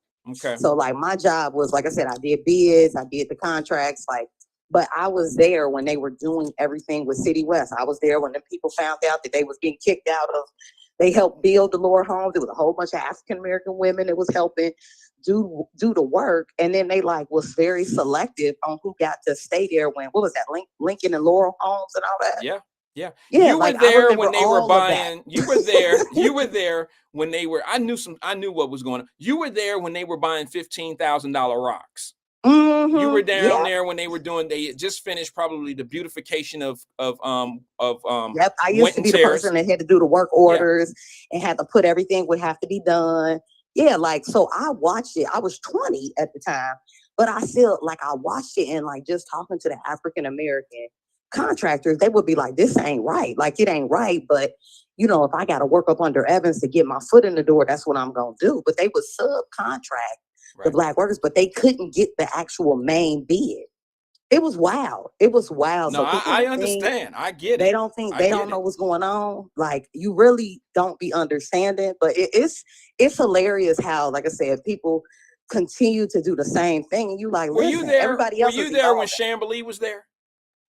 Who? Chamblee, the executive director that came in from, you know, I was there under what's his name? Fitzpatrick. Okay. Fitzpatrick Fitz something. It was a black guy. Okay. Yeah, he came in after Chamblee. Yeah. Yeah, Okay. I remember when when dude first came in, I came in like a month after him. And then he got up out of there too, but that's a whole nother story. Like it's a whole bunch that goes on down there too. There's a whole, those are the same programs. All those programs are set up. See, it's so deep. We don't really think about the larger scale of corruption and the bad things that are going on and why these programs even exist and how people are being used so these programs can exist. And if we turn over, they don't understand what the bigger thing. It's not there to help people. It's really there to funnel around. Absolutely. But absolutely, that's a whole nother story. And but how it's many like how many nonprofit organizations then funneled through metropolitan housing and all that stuff for housing assistance and all this old stuff. You'd be surprised how much corruption go on through these one government thing I programs. learned from working down there, and I'm not gonna say who told me, but it was an African American gentleman who was a manager over one of the little scattered sites. And he said one thing that you'll learn about a nonprofit is not that we don't make no profit. We always have to keep a balance of it. Right. So people always think nonprofit means you're not making no money. No, it means that you account for every dollar that you have. Yeah. And they spend it and waste it a lot. Jerica said 15K rocks for landscaping. Yes, that's a real number. I know she probably like, what the F? No, that's a real number. It's literally. They were spending $15,000 on little rocks that little boys and little boy like me in the living law homes. I don't care how much you spend on them rocks. You put them on the ground, we throwing them. It's just like when those kids, remember those kids that died in Winton Terrace? It was something with electrical fire, like maybe last year. It was very sad. And I said, one thing I said, it's really sad. But what people have to realize is that nowhere else in the world does the government provide housing for people. This ain't nothing but it's costing taxpayers money. They're not gonna put the best. Well, I don't have a problem. I don't have a problem with it, but I'm just saying, like, you have to understand, like, when the government is paying for something, they're not gonna give you the best. Well, they're just not. They're not. But let me just say this: I was privileged in my life to live in Europe, and I'm gonna tell y'all something. In Europe, they have public housing and all that type of stuff too. You know who their black folks are in like Germany? Do you know who their black folks are? What, Africans or no, Turkish people.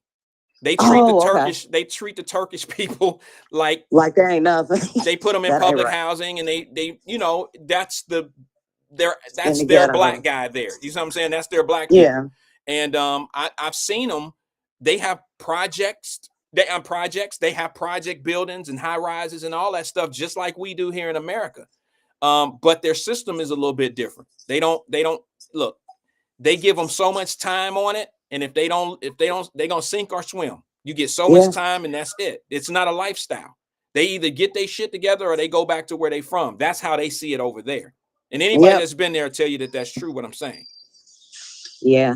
Well, we'll see. I think we all ready for it in 2 weeks. Be early. But the other thing I was gonna say, Wyatt, I never heard that version of the song that you played for your wedding. I never heard of that version. But yes, dude was involved in all types of foolishness. Oh, Aaron Hall. I just watched something maybe a couple weeks ago, and he was talking about how like his baby mama was 15 or something. What? Like, yeah, he was a wild boy. Wow. Literally. Oh, I did see in the comments when I said the lyrics is bad. I seen in the comments when I said something about I don't know how soon he started doing this behavior. I don't know if he was doing this when he wrote this song. I think they said he was 32 and she was 15. Like, just see, he need his ass kicked for that. You can't do that. Yeah, him and Keith Sweat. Like, when you listen to the lyrics, you be like, no, not words was very rape culture. Like, yeah, you can't. can't be saying that. Well, I mean, would you agree or disagree that rap music is culture? I mean, Oh the yes, lyrics absolutely. are Yeah, the lyrics are absolutely. very, and that's Yeah, coming from female rappers and male rappers. yeah. You know, It's real bad. Like, and we need to stop fooling down. And I came in late, but what happened with the shooting at the last Little League football game? yeah, I hadn't talked about that yet. I can get into it a little Okay. bit if you Okay, want. yeah, because I want to listen, because I know what happened. They were saying it was at Walnut Hills, but I guess Yeah. somebody rented it out or something. And I was like, well, what's going on? Why everybody shooting at the Little League? Well, CPS has nothing to do with it. Cincinnati Public School has nothing to do with it, other than the fact that they facilitated a field, a building for them to be able to do things. You know, Cincinnati Public School should not get any bad flack for this. Actually, this is them doing something good for the community by allowing these guys to come in and utilize their fields and their stadiums and be able to get concession stands and get some door money and do some things to build these programs. The problem is, it always boils down to what I always tell people. I guess my biggest beef with everything in life is, how is the leadership riding?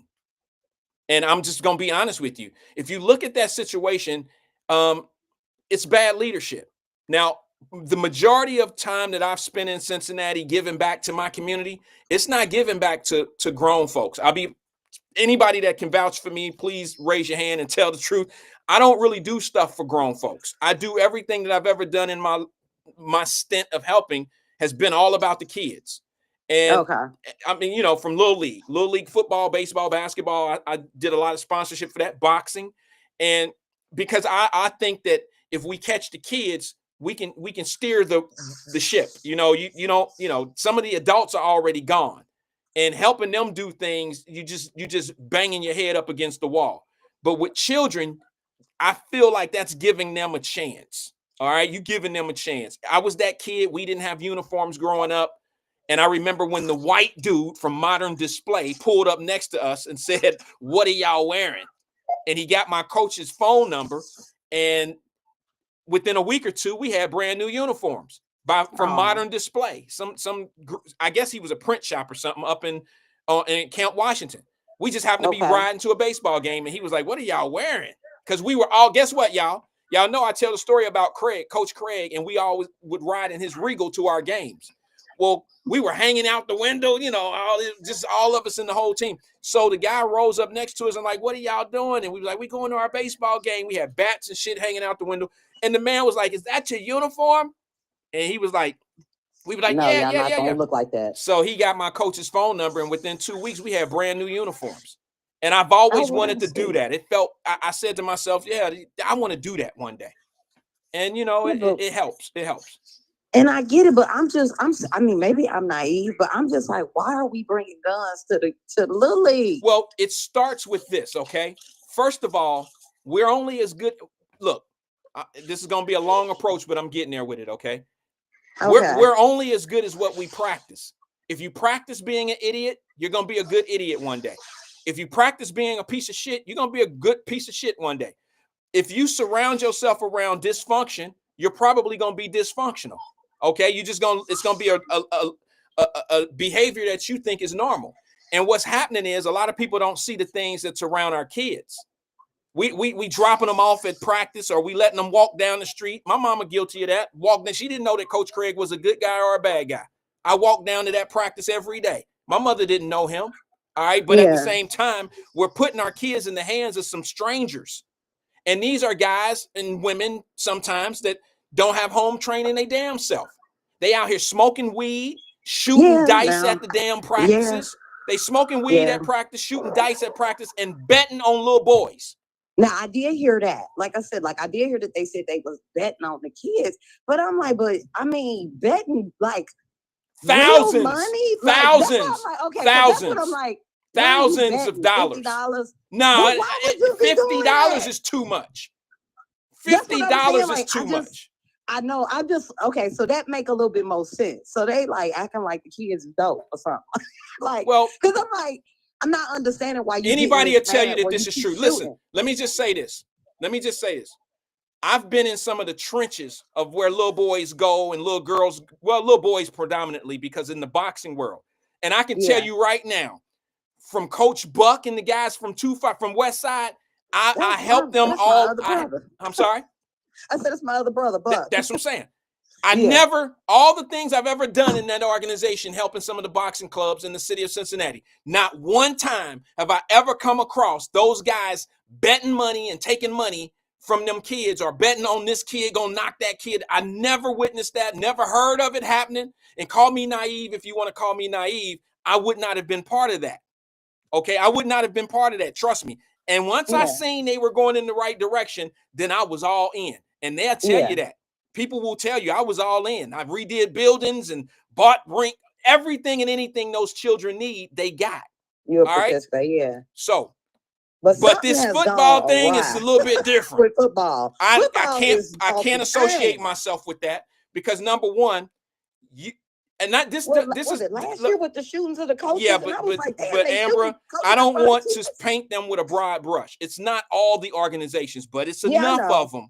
It's enough of them that it's a problem. That it's a problem because I don't know what these parents are thinking when you have an aggressive sport like that, and you put them in an aggressive person's hand, and then you see all this little stuff that come along with the aggression behavior. I mean, like the betting, smoking weed, drinking, shooting dice. All this stuff is a lifestyle that these kids are absorbing away from the game. And some of these guys, majority, I hate to say this, but it's the truth. I'm going to tell the truth. The majority of these little boys don't have daddies at home. So they look up to the coach just like I looked up to Coach Craig. You see what I'm saying? They look up to these dudes and they already know how to shoot dice by the age of 8, 9. Maybe whoever is like over, so like my son just played for Fairfield, but like we had like a athletic organization, like who's over these like groups, like they'd be like this division, like whoever over it need to do something. Well, listen. It's almost impossible to be a good leader and to lead an organization and not know those things are going on. It's impossible. So when those things are going on in these organizations, best believe that the leader understands and knows what's happening. They just don't care, or they're not doing what they need to do to correct the problem. They're going to lose the ability to play because like eventually they're going to have to cancel this stuff because it's just too damn reckless. Well, look at Friday night football in the city of Cincinnati for high school students. Yeah, it's off the chain. Like every week, Fairfield sent us a text message like, can't bring no book bag, and we ain't even had nothing jump off out here. But they like just like, and I'm like, why are you going to the football game to fight and shoot? Like, just watch the game. Like, but obviously it's a whole different. I don't know. Like, I've been like, these folks need some hugs. Well, you know what? We're putting it all in a nutshell, Amber. But the truth of the matter is, this behavior is bigger than just the football organizations. It's bigger than just that. It's the simple fact that we got a culture that's being built right now that adopts this behavior and don't have a problem with it. It's the music. Listen to the music some of these little kids walk out to the field on. Oh yeah. All you got to do is just pay attention to the surroundings. It speaks for itself. Now, some people gonna be mad at me for telling the truth about what's going on. Because you ain't lying. Because my daughter cheers for 5th grade, and like the coach, and again, this is 5th grade. The coach, that they went to the little playoff, and he like, get your ass. I'm like, no, come on, man, they 5th grade. Now I can see high school, but why are you cussing at the 5th graders? Because that's the way to listen. Let me just be honest. Let me be honest. You only talk to people the way you feel like they can reciprocate what get what you're saying. Yeah. So when you don't have to holler, you don't have to punch walls and holler at a kid to correct him or to show him how to do something right. That's your own. That's you. You expressing yourself in a certain kind of way. That's how you've been taught how to be instructional. You understand what I'm saying? Like, look, I'm not trying to be this soft-ass dude that don't understand football. I played football since the 3rd grade. I'm just saying, I know that some kids, look, I don't think any kid needs to be yelled at. But some kids you have to be firm with in instruction. But some of these coaches that cuss kids out, they do that and they cuss their own kids out. See what I'm saying? Crazy thing, the parents don't even be saying that. Like, I don't know. Like, well, because the culture. Like, who are you talking to? Listen. Can you imagine? I don't know. Okay. This is an older crowd on our platform, so this might be a dumbass comment that I'm about to make. But you got to understand how these 25-year-old little women are 25, 20. These are 25-year-old little girls that got little 5, 6, 7-year-old little babies out here. And they 25 and they going to be at the club. They was at the club yesterday. Look, Keith got a game tomorrow, but she at the club Friday night. So she really just recouping from last night. She at the football game and she is listening to the coach talk to her kids just like they talk on the music she heard last night. So it's just normal. It's normal. The weed smoking and shit, that was going on last night at the club. So yeah, so she ain't even. Yeah, so maybe, I don't know, maybe they do need to cut it out for a little bit. Like, and it's sad for the kids to, you know, use it as an outlet, but something is definitely wrong. And I don't know. I think Dominique said it best. Hold on, let me get the Dominique comment real fast. Where is it, Dominique? She says, some kids act like they don't understand unless you talk to them that way, like that. And that's because that's how they talk to at home. That's because they've been talked to all their life. That's right.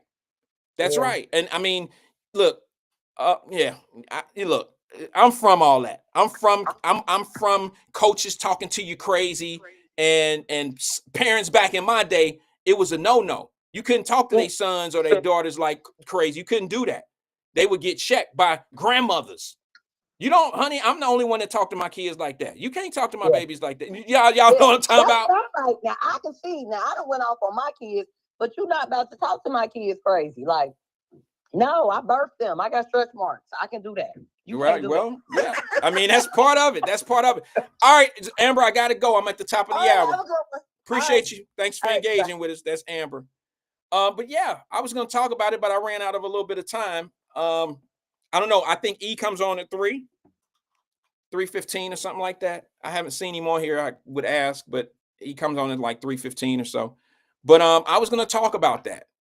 And, you know, this is something that we just going to play like ain't really happening.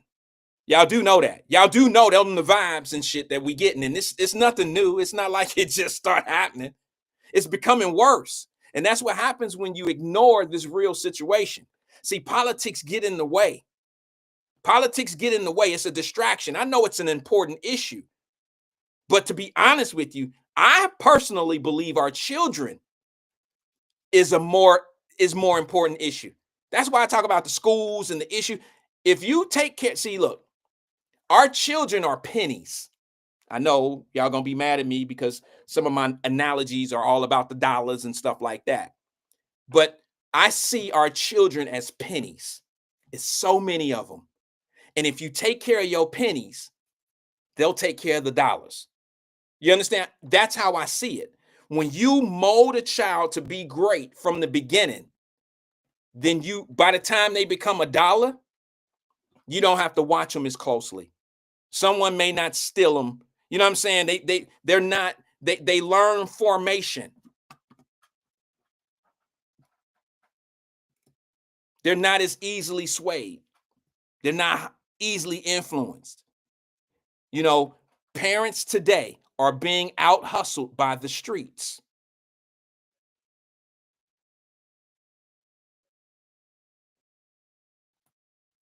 They're being out hustled by the streets. Let me play this clip real fast of a coach.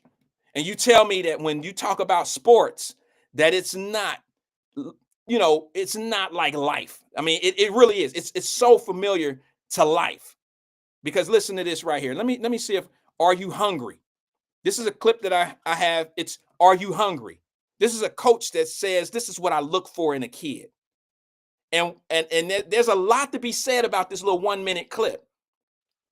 We need to start making our children hungry.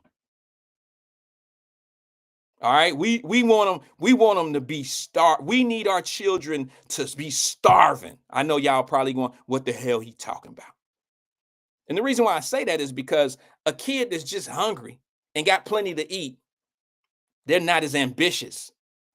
They don't work as hard as the child that's hungry, starving, and going through things to be able to eat. They just built different. Check this clip out. I'll let it explain for itself. Check it out. You just want some.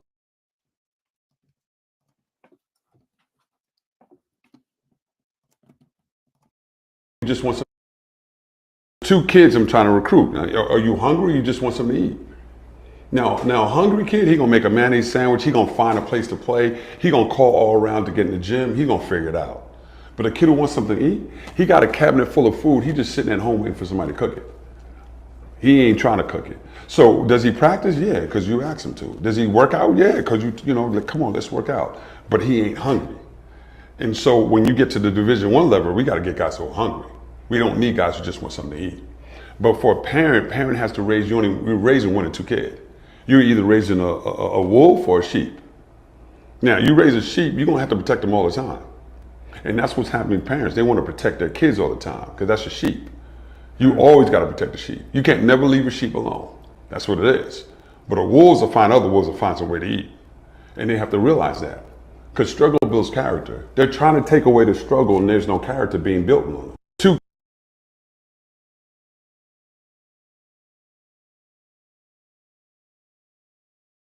Struggle builds character. Now, I hate to say this, ladies. I hate to say this.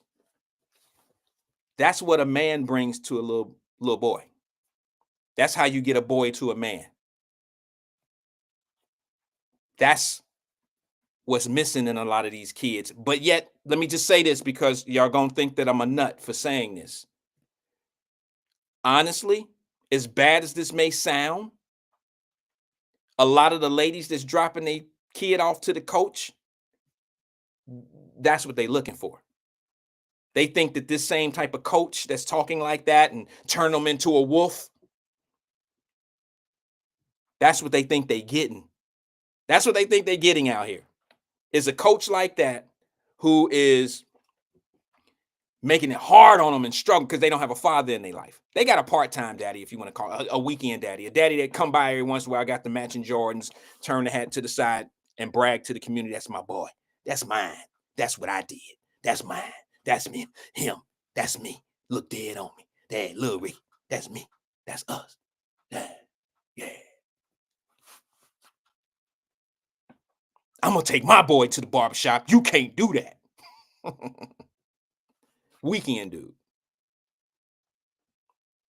The truth of the matter is, there is a difference between a sheep and a wolf.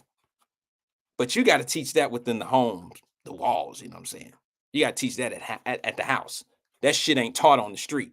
If it's taught on the street, it's taught different. Now you become a wolf that recruit other wolves. And those wolves run over people, and that's what you're seeing on the street. We got a bunch of wolves on the street. They just undisciplined wolves. They take that knowledge and that strength and use it for something different, destruction. That's what you see. That's why they can't have Friday night football games. That's why they don't have the games coming on or, played on Friday night anymore. They got to play them in 6 in the mornings.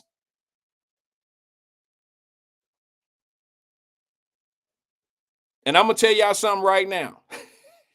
Jerica, you just woke me up to something. She said some of these moms are hooking up with the coaches. Facts. Now, let me say something. If y'all ever go to one of these little league football games and you see a little kid out there playing quarterback and he running the wrong way and the play going to the right and he go to the left and you just see he can't throw the ball past the line of scrimmage or he don't even look athletic. He don't look like he's supposed to be out there, right? He looked just not like, bro, what the fuck? I can tell you one thing. All you got to do is find that little boy mama. Where's she at? She fine as hell. I already know. Where the fuck she at? I got to see what that looked like. Because the coach, that's his little squeeze on the side or whatever. There's always a little boy out there playing on the team. Ain't got no business out there. Probably going to get hurt. That's the coach girlfriend. Just saying. Common in the game, common out there, common. You don't get that in school ball that often. But this rec shit, this recreation shit, yeah. Or, there's some relations going on there. See, I want to be careful what I say because I know a lot of these guys. I know a lot of the football. I don't know the raggedy ones. So I'm cool with this. I don't know the raggedy ones. I really don't. They know not to approach me. Now I ain't got no money for no uniforms. I ain't got none of that shit. I tell you what, I'll buy uniforms for the team if you bring in report cards. Remember them days? I told Coach Buck over at the boxing gym at Real Deal, one of the best gyms, if not the best gym in the city of Cincinnati, when he said, look, we're going to do this, we're going to do that. And then when he started incorporating study, like, like a mentor, not a mentor, but what do they call it when you have the tutor program? When he incorporated that with his Real Deal Boxing Club, oh man, I was all in. Because they had little girls over there in the gym, and Vision, her name was Vision, and I mean, she over there getting straight A's in school and kicking ass in the gym. I'm like, I like her. Those little boys was getting grades. Why? I got my report card. I'm okay with giving you a few dollars for an A. If you call that conning somebody, if you call that whatever, I'm okay with it. Damn it, con me all the way to the A honor roll. Fuck it, let's go. Who else? Next. Con me to the A honor roll. Let's go.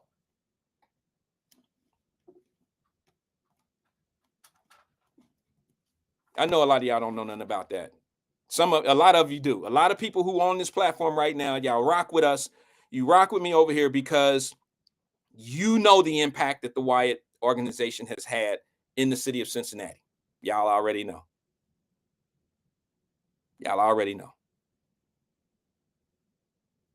But no, don't come at me. I've had dealings with some of these organizations, and I know that they betting on these babies, and they betting thousands. And then they, it's ridiculous. And you wondering how people out here arguing and beefing and shit when you put in liquor and betting, and what I mean? It's sad. And our children, it would be one thing, damn it, if this was like what is that called? Semi-pro team. I wouldn't even care. I wouldn't even talk about it. Old ass dudes that used to play the game that's playing semi-pro fake ass foot. It's real football, but I'm talking about it's not pro. It's just semi-pro. They call it semi-pro, but it's just dudes out there playing organized football with uniforms and shit on. Call themselves whatever. But if they were doing it, betting on each other and all this, that's cool because you got a 27-year-old ass man out there used to play for Data Junior High 20-something years ago, and he still want to be a running back. And I bet you he won't get 100 yards this game. That's a grown-ass man you betting on. But don't bet on little Ricky to have 100 yards in the game and he 12 or he 9. And you're smoking a joint at the same time. What are we teaching our children? You got coaches being shot and killed at practice. I don't understand why we not having more conversations about it. We know what's wrong with Vice President Harris. We know what's wrong with Donald Trump. We know what's going on with the mayor. We know what's going on with Miss Owens. We got all this going on, but ain't nobody really taking care of the future, and nobody's being critical and crucial of the realest shit that's going on in the city. It's whispers. That was David Herring, who wanted to be the running back at Data Junior High School. Number 32, he always fumbled. He wasn't shit. I'm just playing, bro. Nah, that was Dink. Anybody that know Dink from the Fae?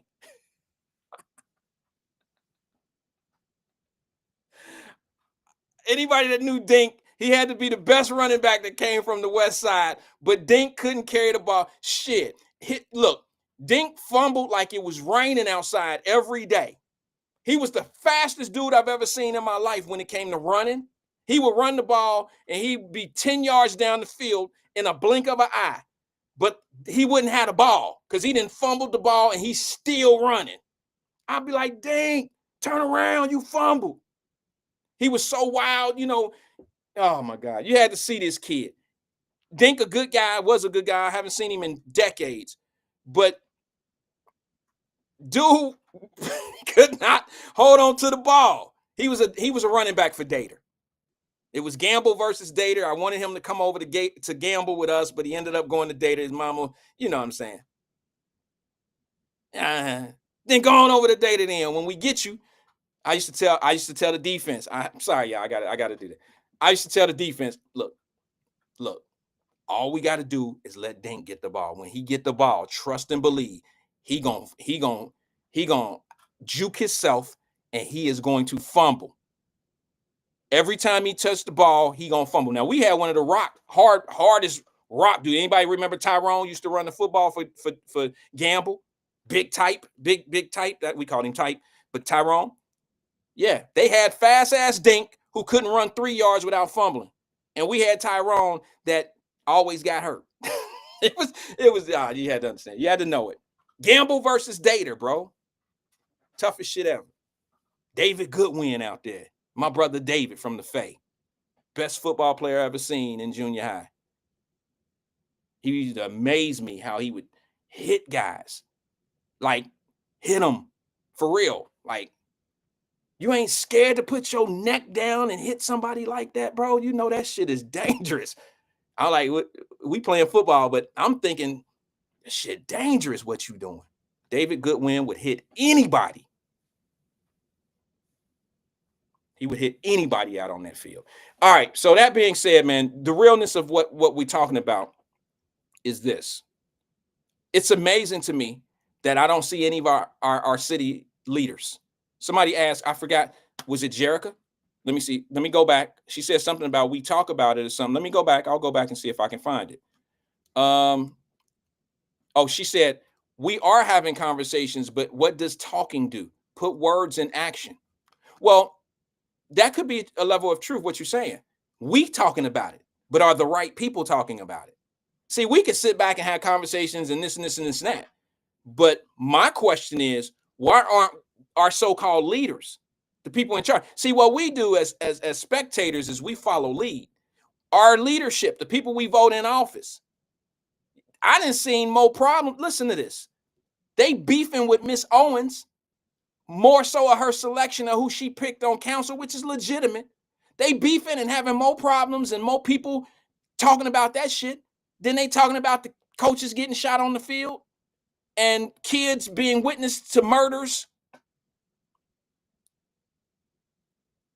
She said, you say they talking about it on Lincoln Ware? Okay, that's us talking about it, right? Have you seen did the mayor come in and talk about it yet? Remember when the mayor showed up at Lincoln Ware show that one time and I said, boy, here we go with an all-star softball game.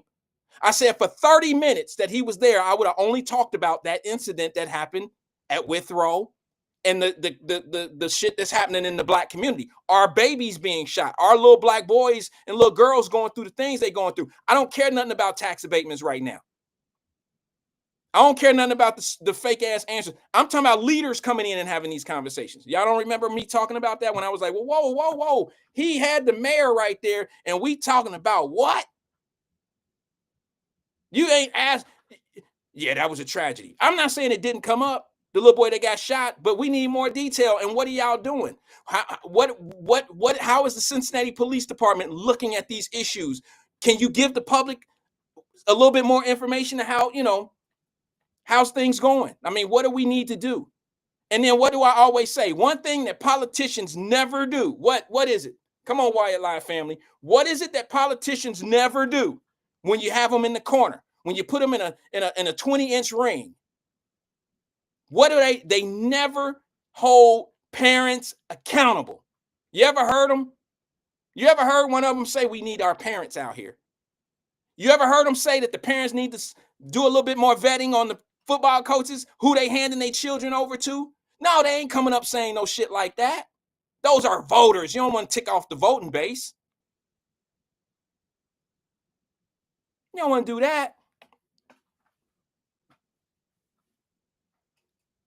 All I hear when they bring it up to the leadership, all I hear is this. Yeah, that's a tragic situation. That's a tragedy. And, as a community, we need to come together. As a community, we need to get together and we need to just start praying for our people. And we need to start. This is the common answer. This is a political answer. It's what politics do.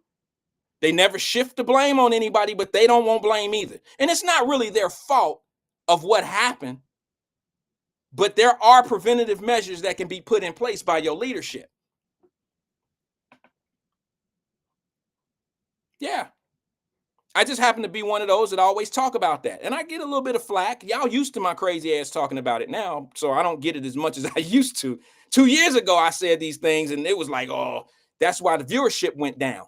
Viewership went down because sometimes when you hold the accountability in certain, when you point to the get along gang, they don't want to hear that. They don't want to hear that. And then what they do is they try to make sure that you become the bad person or you become something that's not interested. Oh, he tripping. You don't want to listen to him. I tell you what we'll do.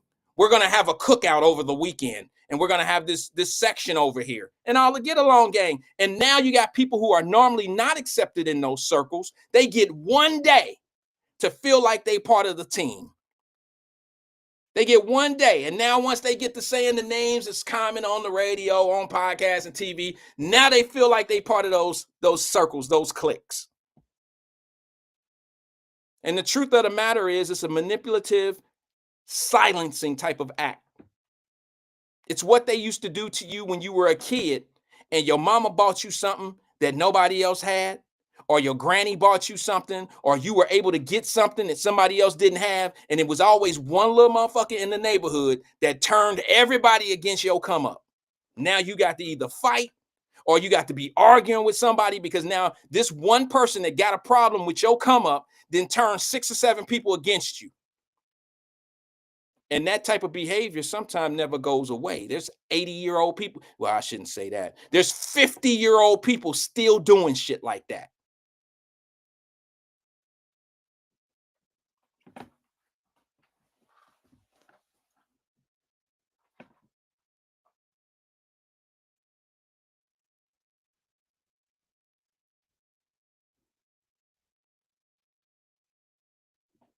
If you ever broke, if somebody, because they ask all the time, they'll say, well, you got so much to say. What would be your answer? And I always answer it. Anybody ever heard me not have a comeback, or when somebody asks me, well, since you say all that, how do we fix this problem? And when I say the fix, when I tell you what the fix is, well, you can't do that for everybody. Well, can we try it? Can we start it there? Can we have one politician, local? This ain't got nothing to do with Trump. It don't have anything to do with Biden, Vice President Harris, none of them. Can we have one local politician come out and say, parents, we need to do better. We got a curfew that they don't even exercise. How could you say that if it's in place and you don't exercise it, what's the point? What's the point in having it? What was the point of adopting it in the first place? What was the point in getting it? There had to be a need for it. So if there was a point of reference where we had to have a curfew, there had to be a reason. Maybe babies was walking out in the middle of the street at night. Maybe it was too much something going on. I guarantee you it wasn't because people was out having fun. I'm sure you can tie that curfew to some tragedy somewhere down the line. Well, maybe we need to put a curfew in so the street takeovers or certain things won't happen anymore for kids under the age of such and such. I doubt they were saying anything positive. Oh, yeah, you know what? Them kids out there having too much fun. Let's start a curfew. So the point of having a curfew, I don't understand. If we're not going to exercise it when we know that there's kids. Miss Williams, my sister Alethea Williams, can you verify? I ain't trying to get you on blast or nothing, but you know, you and your family, my brother, y'all at everything during the week. Monday is pizza. Tuesday is Taco Tuesday. Wednesday got to be something. Thursday is another thing. Friday is something else.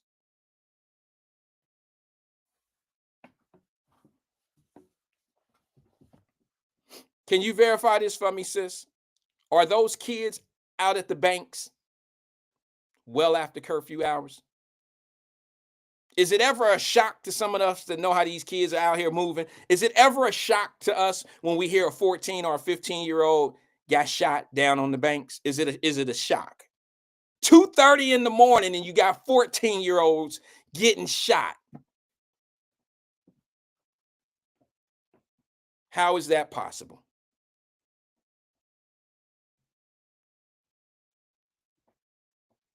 How is that possible?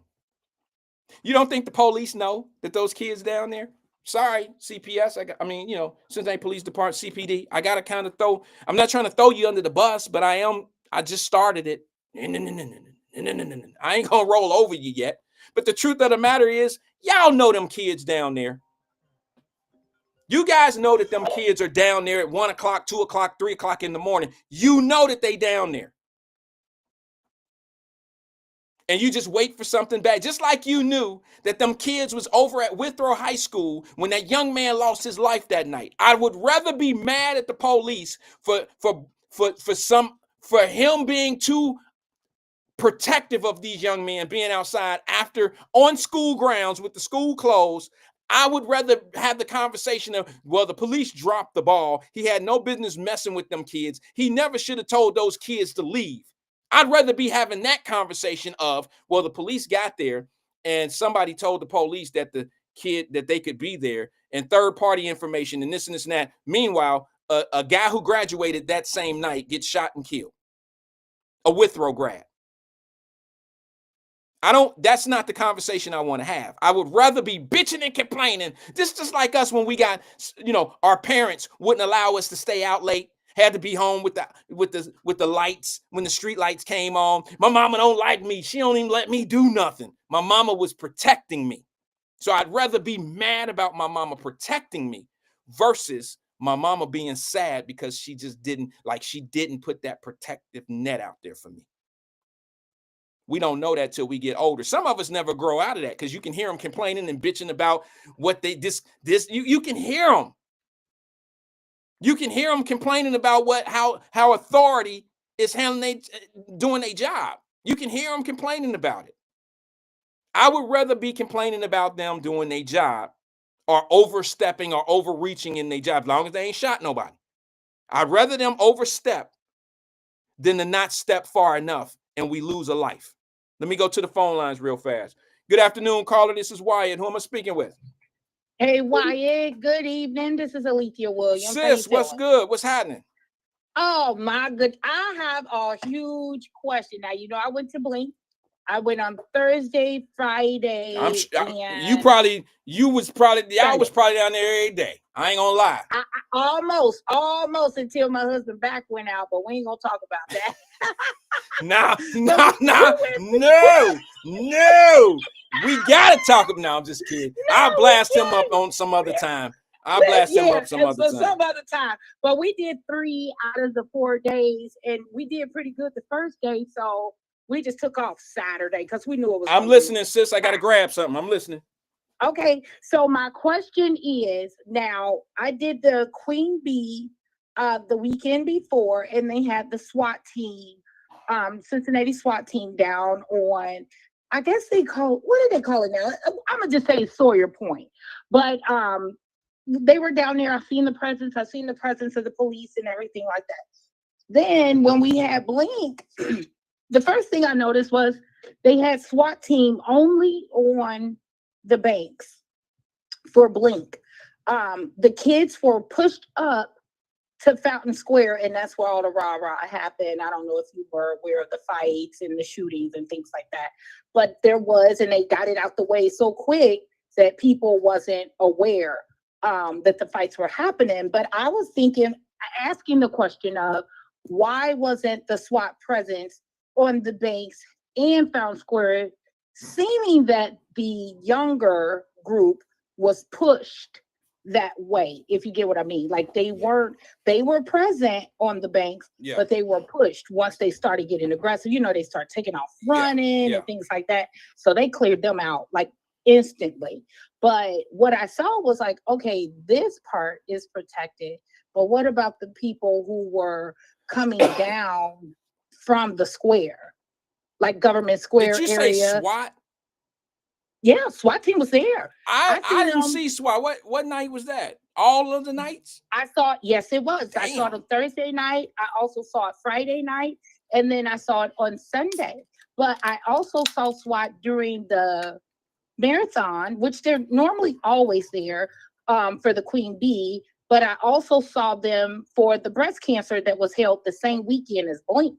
So I'm like, what are they protecting? Like, what is the purpose of them being there? And I know the numbers are very high for, you know, the Pink Cancer Walk, the run, but Queen Bee is very large itself. But for Blink, well, I think it should have been all protected, correct or no? Yeah, I mean, you would think. Now, I got to rewind a little bit. I got to circle back a little bit of what you just said. I was not aware. I was there, but I only went one night. Okay, but I forgot what night it was. It's on my Facebook page and on my social media pages, and I had a great time. Went to dinner the whole nine with the family, the whole nine. I seen a lot of police presence. Matter of fact, even in the parking garage, I even ran into the world famous Orlando. Orlando's this police officer, but there was tons of police officers. There was a lot of police presence there. Okay. But I didn't go up to Fountain Square because I was told that's pretty much where the little youngsters was all my, you know, where they were hanging out.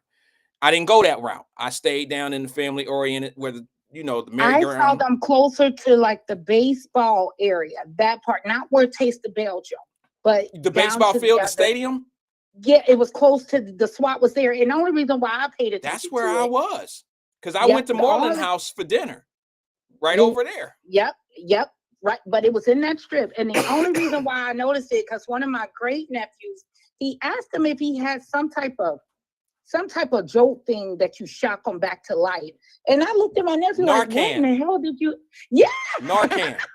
No, not Narcan. It's something on Call of Duty or something, one of them games. And he answered them like, no, we don't have that, but I know what you're talking about because I played the game.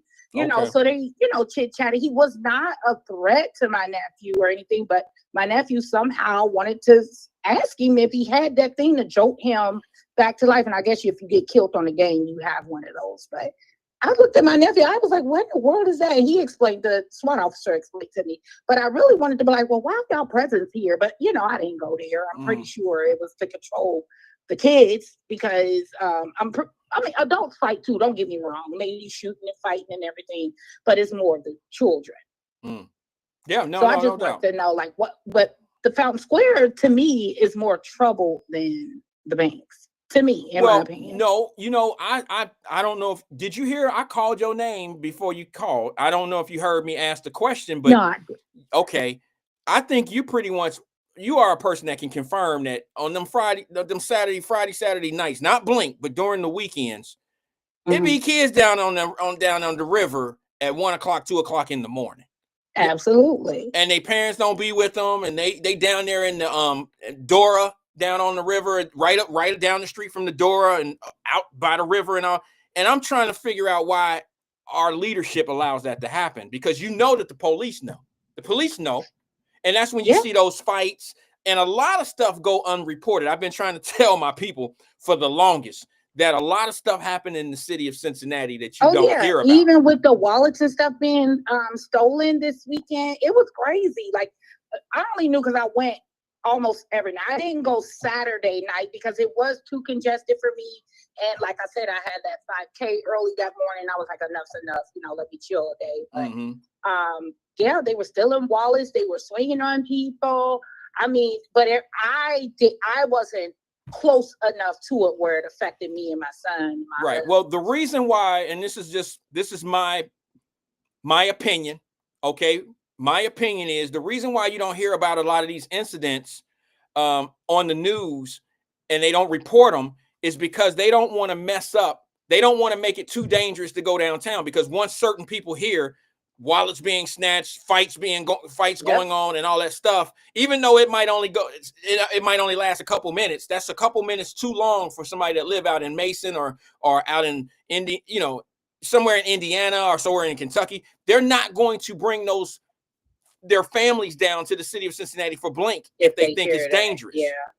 You see what I'm saying? And that's why you only hear about certain violence that's going on in the city, and you don't hear about it happening at certain times. You don't And hear they about. even opened that church. I call it Club Church. I'm not for sure what the church is called, but they was kind of indoors open, and you see all the. I don't know if I should call them bums or not. I just know it's people that come down and drink right there on Liberty in front of that church. Yeah, I think But they opened the doors for them to come in so they won't bother the people. And I'm like, if you could do it over a weekend, then where's your presence like any other time to open a door for them? Yeah, well, I've been told that, we used to feed, like, okay, Donna probably know about this because her nephew and I, my best friend, and that's where we used to do the feeding. Every Wednesday, we would go down there at like 12:30 and feed the homeless. And that same church pretty much told, I shouldn't say this on the air, but they pretty much they went to the city and told the city what we were doing. And we were donating sandwiches, and we would go every Wednesday. We did it almost for a whole year. And for some odd reason, I can't get past me. I don't understand why they would call the city, and the city would have a problem with us giving away free food to homeless people. And I think the church was feeling like we were doing something on their property, and it was just bringing too many people around, because we would fix probably 100 to 150 sandwiches, bagged lunches. Yep. But I will say what I do know, only because we were doing hairstyles and barber cuts and things down there. Mm-hmm. The people that's down there don't even live there and not homeless. They come down there to party, do drugs, and drink, in front of the church, and then they go home. The people who are homeless, they don't come until sundown. Mm-hmm. So you miss the actual homeless people. So who you're feeding is people who have a place to go, but they just come down there just to hang out. So you saying we was giving sandwiches away to people that really didn't need to the people? Yeah. And I kind of felt that, exactly but at the same time, I mean, come on, I kind of had that feeling, but at the same time, you don't really want to turn anybody away. I mean, it wasn't somebody rocking a bunch of diamonds and gold and like, let me get one of them sandwiches. It wasn't that. You could tell these were people that really had some issues going on. You could tell they may not live there, but they were hanging out there for all the wrong reasons, and most dope fiends, to be honest with you, they not really looking for sandwiches. They're not hungry on a sandwich. They hungry for something else. So that was the least of my problem. I think we were dealing with more of the mental health issue people that are out roaming around. Yeah, because you know that area. That it's like it's a combination of everything right there. Yep, alcohol, just all that abuse. They normally hang out. I mean, I call it Club Church because it definitely is Club Church. They have the radios and things like that. But I was just like, hey, it's a church. You opened up so these people won't be asking for, money or bothering the people that comes down there. But on a daily, they're asking for 50 cents. But when I did see one of my favorites, I will say, he said, can I have $2? I said, damn, man, your prices went up from the week to the weekend. Inflation, shit. He said, okay, just 50 cents. And I gave it to him. Like I say, he's one of my faves. I kind of can't stand when I do that, but, I do it anyway. Yeah, I feel you. There's some people that are not there to harm anybody. That's just what they're there. They're not trying to rob anybody. They just minding their own business. They're not trying to be disruptive. They're not going in businesses. They're not doing anything to anybody. They just waking up every day and living their life the way that they know how to do it. And they have no resources. And some of them don't even have they don't have the ability to go and get some help. Like they don't even know that they need help. You know what I'm saying? They don't have the ability to know. So it was just something that, and that's my old stomping ground, sis. That used to be, if y'all know, White Castles used to be right there on that corner back in the day. I heard. That's before your time. You ain't old enough to know that. I did. Before that clinic was there, there was a White Castles there. And we used to hang out at that White Castles. Did you pay attention to that clinic there? They actually had that as one of the Blink parts too. It wasn't lit up, so people really didn't pay attention to it. But that was one of the projects that was done, and it looks great. Yeah, I didn't make it up that far. I was so thinking like, okay, I'll be back next year. I just went down on the river and watched during dinner, watched the display at the river, and then I walked around to the Black Music Walk of Fame, which was off the hook. That was a good zone. That was a good zone to be in. Yeah. I just was right there the whole night. I couldn't imagine doing that whole Blink in one day. I mean, I think it's impossible. We broke it down. I was so strategic. Your brother was so upset. Like, how much longer? He didn't want to do that shit. He did not. I counted I did at least 20 miles within that whole weekend, but I enjoyed myself. I broke it down with zone 1, Finley Market, and then OTR zone 2, then the banks.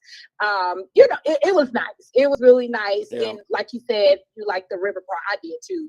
Yeah. And then Covington and Newport. But I was just concerned with just SWAT presence just right there. I'm like, Yeah, it was good. I mean, a lot of people, you know, I didn't think I would be a big Blink dude. I'm not the artistic type of, you know, I don't like all art, and I don't really get into that. Like, my wife, one of those that want to have all these Christmas lights all over the house and shit like that. And I don't really do all of that. Just put the tree up, put lights on it, and we good. She want to put them all out in the bushes and do the driveway and the gate out front.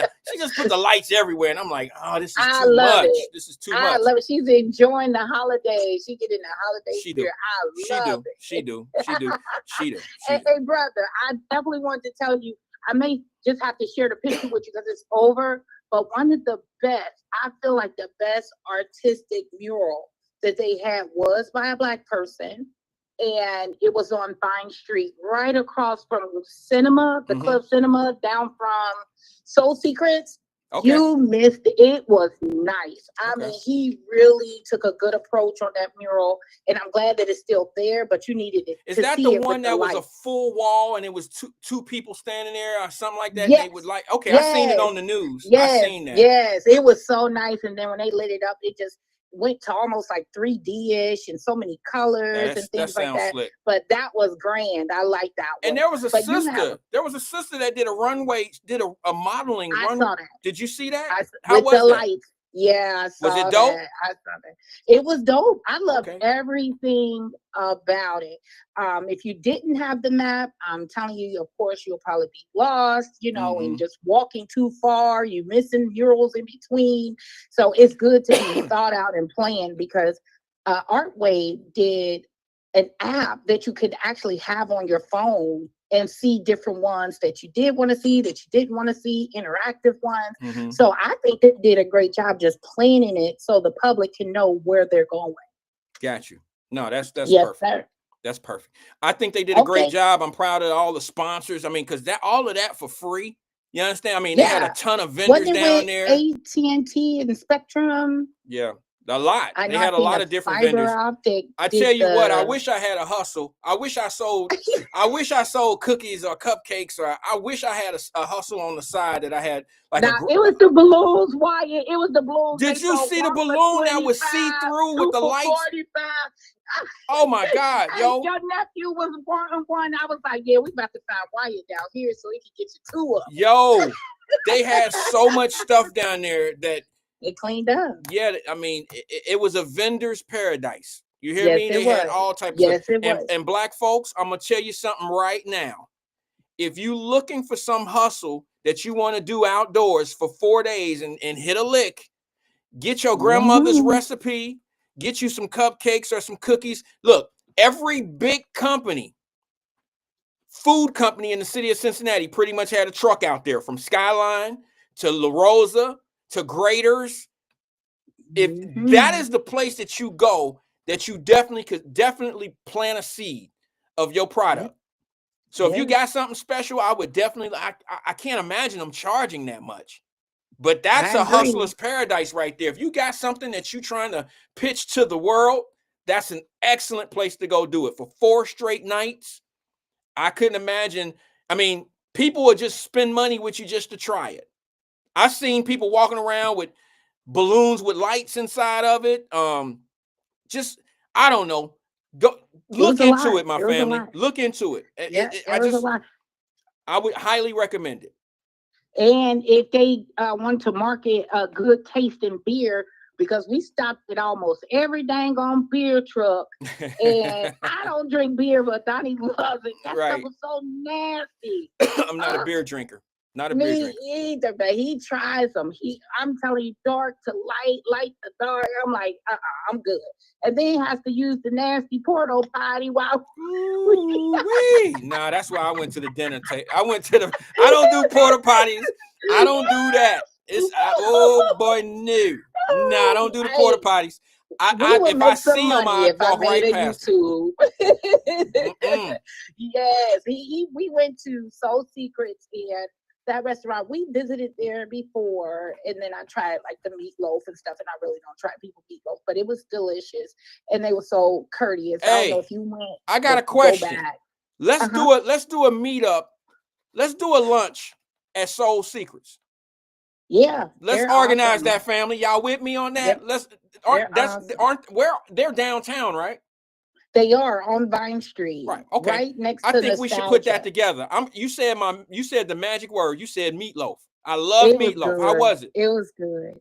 It was delicious, and they even have a vegan meatloaf as well for people who don't eat meat. So they have both selections. But the owners, I know he's from down the way, so you may know him. But they just broke into their restaurants like 2 weeks in a row. And that's a historic building. So the windows cost a lot to get replaced. They broke in to get Hennessy. So you know who did it. Hennessy. There you go. There you go. How could you be so judgmental?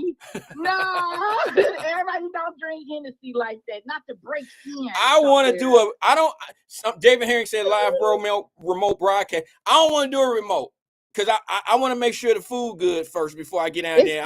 Because I will not fake the shit. She has her own private event part that she will open up for you that's upstairs. So all right, cool. I'm gonna try to knock that out. Even if we just go up, break bread, say what's up, say this, do this to people, say what's happening, and put a face to the voice and all this old stuff, and see people and touch people and high five or whatever.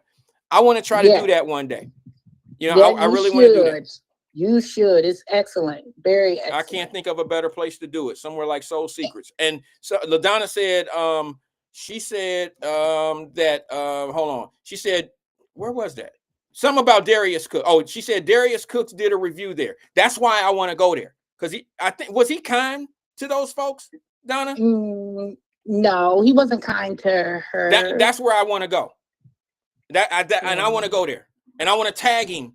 I want to tag him in when we go down there. I want to create some beef. I don't need beef. I don't need beef. He did what he did. He did what he did. I don't let you check in on you don't come to my city and destroy my black-owned businesses. I know that's right. They tried very hard to get where they are. Yeah, you don't do that. Is it Tanika? Is it Tanika or Tanika? She said they only take parties up to 15, but she do have an upstairs where she hosts. Yeah, that's all right. It ain't gonna be nothing but about 7 people anyway. All these people on here. Listen, trust me, sis. All these people on here talking that let's do it shit. We gonna what time I gotta be there? They ain't coming. You hear me? Them motherfuckers ain't coming. What we wearing? Is it an all black? Should we wear all white? What we doing? Well, they ain't coming. All right, they just talk shit. They talk. I was gonna come, but I was gonna come, but some shit happened. Something jumped off. Get out of here! You wasn't coming. You was talking shit. Listen, while I got you on the air, I'll make it real quick. I have to admit that you were right about the investment properties down in New Orleans. One of my clients. You talking about Shreveport? Yep. Yes. So go. Sorry about that. Don't hit nobody, sis. Damn. I won't. I'm pretty calm behind the wheel, but I think they were maybe looking at their phone. Yeah, she just bought a property there, and she said that she's going to turn it into an Airbnb. Okay. So hey, for the record, let me say this. Since somebody just said that Darius Cook gave Soul Secrets a good review, and somebody just Oh, well, confirmed it that's saying that he good. did, and I'm glad Well, that he that's did. But good. he still shot a lot Yeah. of us down. I didn't appreciate those Yeah, other. one You of know, the I didn't ones he appreciate that. shot down actually closed. She closed after that. Yeah, that's sad. I think it And was the I ones don't want that to had the blame him, but flag I'm and sure he stuff in played a it. little part in it. And maybe he came in Yeah, and told the truth about it. But I think that if you're it gonna do has. that, I think you should, go to some of these white restaurants and do the same thing. I mean, be fair. Don't just act like it's only black restaurants in the city of Cincinnati that's messed up and dirty or didn't have enough bread on the table and all this old shit. Do it for all of them. Right. And then they have all this going on, not to change the subject, but with Darius Cooks, when you're going to his events, they're hosted at random events. You won't even get the address until the day of. And then it's not even cooked fresh. You don't see him cooking like you see these restaurants cooking before while you're there, cooking your food fresh. He brings it out on platters. You don't know who made that. You're reviewing his food, but it could be one of his assistant chefs. So I don't deal with that guy. I think the guy is kind of weird, That's all right. Like I said, I think I'm he gonna gets keep my his money comments. from his likes. I'll and keep my views. comments to myself because somebody just said, I'm gonna find that person who just said that shit. I gotta bring that up. Somebody said you don't want no beef with. Oh yeah, Tanika said, Wyatt, you don't want beef with Darius. Trust me. He ain't gonna do nothing but clear his throat, be snorting his nose All and I can stuff do like is a tell little you kid this. and popping his mouth like. That's what I'm saying. I ain't never had no problem setting them sassy little boys. I ain't never had no problem setting them straight. Call him Zesty. I ain't never had no problem setting a little sassy person. They got the wrong one. Because all he gonna do is act like he a superstar, and I'm gonna shut all that down. Because all you gotta do is go to the court records, Mr. Superstar. Yeah. That's all you gotta do. So I ain't want no beef with anybody. But sometimes these guys start their own beef coming in these cities and doing what they do for the clout and to get their clicks up. Like he said, when he left Cincinnati, he went to Indianapolis and he put that post out. Some of y'all might have seen that post when he said, y'all might not like what I said, but I thank you for all the content. He said something to the nature, thanks for all the clicks and thanks for all the comments. And he posted his money. He made $15,000 off the city of Cincinnati for coming in and doing that shit. Yep, for the views. Yeah, yep, so I don't respect that. You should have kept your numbers to yourself, because what you did is you just kind of made my point of you came in here to do exactly what you did. See what I'm saying? Yep. And I don't want to sound like a hater, but it sounded like he had bad intentions. He did. But like, I think it's Tonica in there. She said that her sister went there and loved it, but it's other chefs that cooks for him. And you can't criticize somebody else's food when you're not doing the cooking, but you're selling out. Like he was selling out events. So now the Airbnb start shutting him down because you can't have parties in these Airbnbs. And that's what he was doing, like renting them out and then hosting these parties and then leaving, but making all the money, but paying a little bit of money to the owners of the homes. He was putting these events in. I understand. Well, I mean, I don't know how he moved. I just know that there's been some people out there that have put, that have had to sue and said, hey, you could look in any business. All right. I'm not going to sit here and try to destroy the man. I know that's what, he may not have a problem saying some bad shit on the air about people, but me, quite honestly, when it comes down to your business, I don't want to slow down anybody's money. But I will say this, there has been some people, some older black women, mid-aged black women that have had to sue because they didn't get the product. But at the same time, I understand how it is to be in business. And people sometimes look at court records or allegations or, because a court record is an allegation at a certain point as well. Just because somebody sues you don't necessarily mean that's what actually happened. So sometimes you see a court record and it says that this person didn't perform these duties, didn't do this and this and this and that. And it may not be true, but they got to fight that case. That all being said, I've seen some situations where some people said they ordered stuff and it never came in the mail. The check was cashed. And that's just how it goes sometimes. So, I don't want to say anything bad about him. I'll just defend the bad that he said about us. That's true. But just to let you know, there's another restaurant just opened up on Liberty close to Alabama. It's called Biscuit Love. You may want to try Biscuit that. Love. Ooh, that's a good name. I like that. Yes, it's called Biscuit Love. So try it out. It's on Liberty. That's a dope ass name. Biscuit I Love. know it. I like that. All right, well, brother. Well, I love you. Got to talk to you. Love you too. Talk to you soon. Take care. Bye. Holla. Thanks for engaging with us. Appreciate you. Yeah, we got to learn how to do that. I forgot to ask if it was black owned.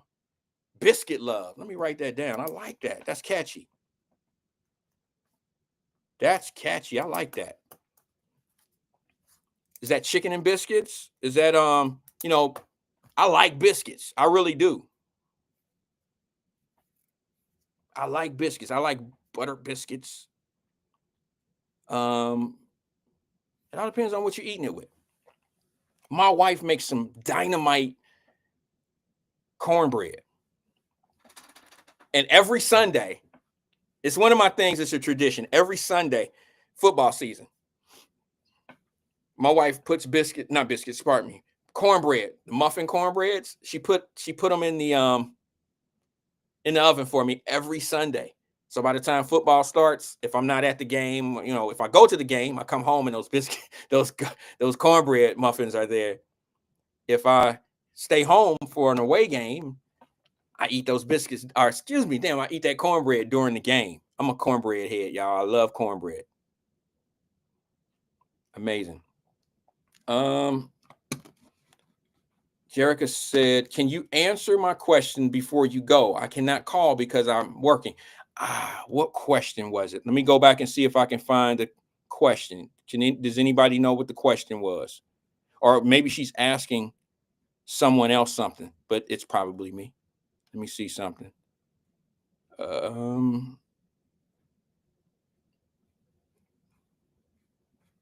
Jeez, it might have been a while, huh?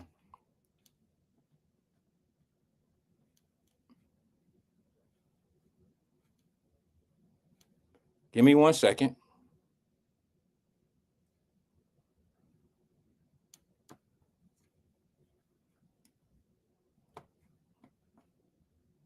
I don't see the question. Can you put it in there again? I've gone quite a few. It must have been some time ago. Let's see here. I don't see it. Can you resend it? Or is it a long question? I don't see it. I'm sure it's in here somewhere, but I'm doing the best I can to find it. Oh, I see it. I think it is. Is this it? Have you ever reached out to the leaders to have them on your platform? Is that the question? And you must have just copied that again because that was too close to where I left off. Is that the question? Will I ever reach out? Listen, I'm gonna be honest with you. She said yes. I've had Iris Rowley on here who said, well, why don't you get the mayor on the show? Listen, I'm open to talk to any of them, but I think it's very clear my questions are not going to be, look, let me tell you something that I've learned from Emmanuel Livingston. Emmanuel Livingston has taught me a lot about being in front of the camera. And, we might not agree on everything. We may not even word it the same, but the concept of what we're doing is it's the same. Okay. But what I've learned from him is Emmanuel never had guests on his show at the radio station. I think they avoided him. I think sometimes, and I think he may have said that y'all gonna tag him if you want, but I think y'all he may understand. He'll know what I'm talking about. I think they used Emmanuel at the radio station not the radio station used him, but some people used him to say, hey, I want to be a guest on there and blah, blah, blah. And that was just their door entry to be able to get to Lincoln Ware or the bigger show or the bigger host of whatever. He said something somewhat similar to that, where he would be setting up an interview with someone. They would come to his show, breaking news on your show, but then they go over to Lincoln and say something, Mr. Ware show over there and break the news over there. And now I want to come back to his show. To your point, Jerica, my door is open. Iris Rowley came over and said, why don't you talk to the why don't you talk to the mayor? I can get him on. And what did I say right here on there? Sure. But I doubt that they're going to want to come over and talk to me. I'm not a corporate entity. I have no value for them. I have no value to them. It's not that I don't have a... Do you really think I would be uncomfortable talking to one of them? Who you think would be more uncomfortable? The person asking the question or the person that has to answer the questions? You don't think they've seen what we talk about over here? Did you see the police chief when I had a conversation with her? Did you? I mean, when I went down to the courthouse and I pulled the police chief off to the side, did you see it? I'm not saying that she ran or nothing like that. I'm saying she was familiar with those type of questions. And it was something that she didn't want to go down that road. You notice she answered the question by walking away. And that's what you're going to get. Look, I'm not a corporate station. I'm not a corporate guy for the podcast and radio. They may not see any value. And here's the other thing. Why would they come and have a conversation with me when I'm not part of the clique? I'm not part of the get along gang. They know it's going to be a difficult conversation over here. By the show of hands, be honest with me. I'm not saying I'm the hottest shit in the city. I know I'm not.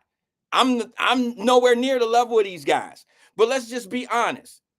Is Cincinnati as big as Chicago or as big as some of these major metropolitan cities that you can have a talk show going on in that city and nobody know? Look, there's times that I say things on my post and some of the people that I would think would never look at my post or would never have watched the Wyatt Live episode, I've seen them heart some shit that's pertaining to them when I say something good. They'll throw a heart up like bang, bang. I've said some things that wasn't good, and I heard them. They'll throw a sad face up, and they'll say something, maybe not public officials, but people that run in them circles. People that run in them circles. Brenda Early says they don't know you. Yes, they do. They may not watch the show. They may not watch the show. They may not. Come on now. You can't talk about somebody's profession or be in their space and they not know you. They just don't see you as a threat. They don't see you as something that's valuable. That's the only time people pay you attention. People only pay attention when you pose a threat or when you add value to them. I'm just not either one of them to them. So they just pretend not to know. They pretend, I mean, think about it. Do you really think that I would ask the same type of questions that Mr. Ware would ask if he had, the mayor on, what's that show? The mayor with Ware, the Ware with mayor, or whatever it is, that shit'll last 1 week over here. And y'all know it.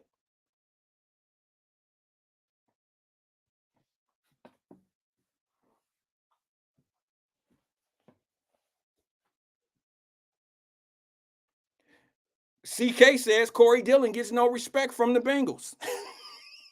Out of all that I just said.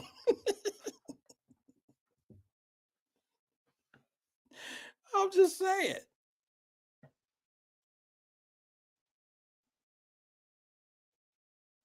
Who is that who just said that? Sorry, it's moving. Dwayne Larkin, what's up, brother? He says, Wyatt, you are a public figure. They will talk to you to get more listeners. Don't sell yourself short. I'm not. I promise you, Dwayne, I'm not. But you got to be talking the same shit. You got to be talking about the right stuff. But that don't work. Y'all going to think this is shade. But I got to say what I got to say because in self-defense. You can talk about black agendas with them. You could talk about, I'm not about to get them elected and they not be talking real to my people.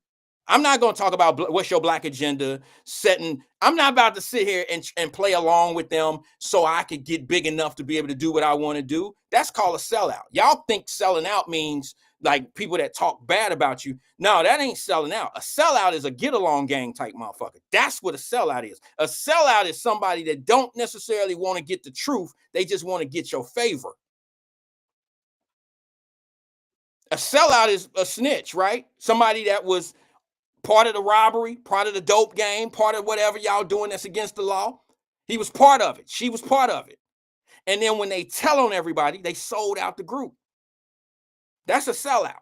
Somebody that's part of things, and then they get used, and in return they tell on everybody. Yeah, I've seen that. I've seen it vividly. I've seen it live and broad. Yeah. People that sit back, agree, push black agendas, get people elected, and then what do those people do for them? Seen it. And some of y'all know what I'm talking about.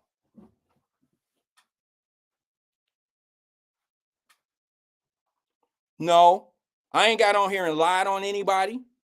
I haven't got on here and exaggerated about somebody. I might tell you, okay, my opinion is this. But I've never come on here and gave you a BS story about somebody just to make them look bad or to make them look good. Mm-mm. Never done it. But you got some people that it's just a little bit different. They cater to the, some people talk about things that you want to hear. I mean, they tell you what you want to hear versus what you need to know.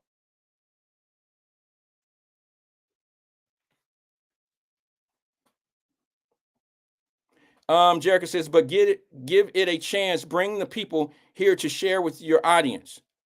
Well, here's the thing. Let me be honest with you. It could work both ways.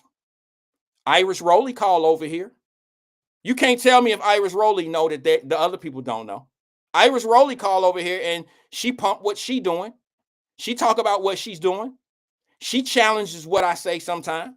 We agree on some things. We agree to disagree sometimes. She called over here.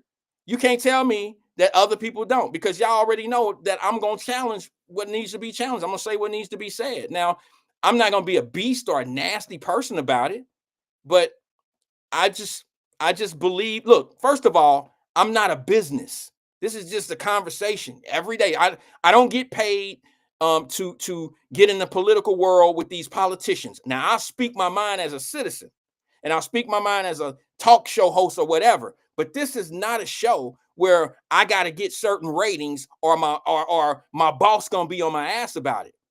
It's not that.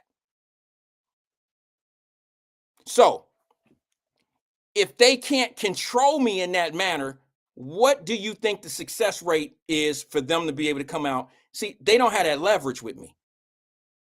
Do you really think that these politicians go to these radio stations and not know what's coming to them? These are scripted questions. They tell these people, don't ask about this, don't talk about that, don't do this, don't do that. Y'all don't think I already know that? Don't talk. We don't want to talk about this. Don't bring this up. Here's what you need to ask. Ask Emmanuel Livingston how this shit work. When was the last time you seen Emmanuel Livingston have a politician or somebody on his show? And I love that brother to death. Like, he has taught me a lot. And one of the things he's taught me is to just do what you do, say what you say. And if you ever say anything wrong and they feel like it has any value, I'm not saying he said this, but this is what I got out of what he said. If you're calling somebody out and you say something wrong, if I ran Alicia Reese's name through the mud, y'all don't think Alicia Reese will call here? You don't think that Alicia Reese would call me? If I said something like Iris Rowley if I said something about these folks, you don't think that they would call me on the air, off the air, or whatever, and then we can hash something out, like we talk about it.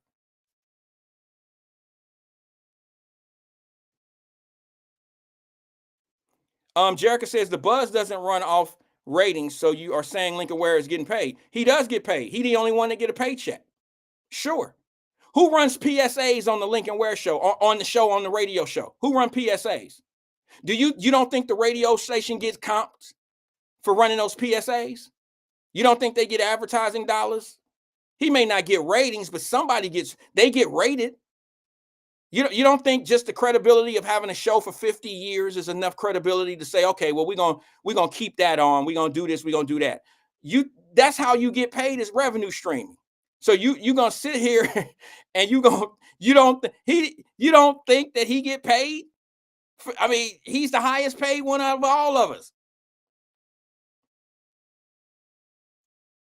So I mean, come on now.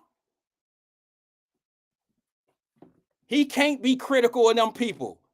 See, that's part of the program. He can't be critical. Now, if a Republican went over there and was talking, he'll destroy him on talking points that they talk about what's wrong with all the Republicans, what's wrong with the independents, what's wrong with, they'll never say nothing that's wrong with the Democrats.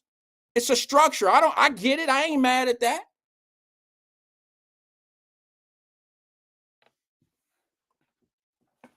So Seabree says it's well known that all radio stations are paid via ad revenue. Yeah, I'm not talking about that. I'm talking about get paid to stay on a certain program, a certain path. You know what I'm saying? See, y'all not understanding. I'm not saying, of course, they get paid. We all know that. I'm not trying to dumb down the conversation. What I'm saying, in order to get paid, you have to talk about certain things and you have to stay on that program. You have to stay in that subject. You can't be critical. Do you get what I'm saying now? Do you really think that a lot of politicians would go over there if he was gloom and dooming them? Come on, man. It's very transparent. And here's the thing. This is such a small market. There's no competition. So there's nobody really standing up in the same market, being black radio, that you could stand that station up to right next to each other and counter what they're saying. There's nobody doing it. So with no competition, you don't have to be aggressive. You don't even really have to compete. You don't have to really hold some, like, for instance, when they said that Miss Owens, Tanika Owens made that decision, you only got one station that can hold her accountable. And you've seen how that went.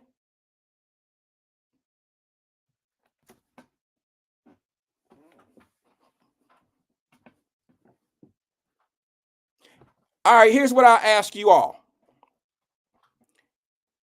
Just out of respect, for those that may want me to have these conversations with these people, why don't you ask some of the people who have them on their shows, why don't they call those people back up when they were asking about their black agendas to get on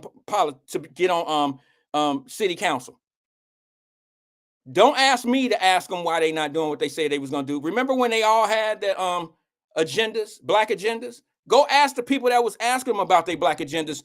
Have they moved forward on their black agenda to get on city council or whatever leadership role they may have in the city? Or if they running for Hamilton County Police Chief, or Hamilton County Sheriff or whatever, ask them what part, when you were running the first time, what program, what did you implement in your program that we voted for?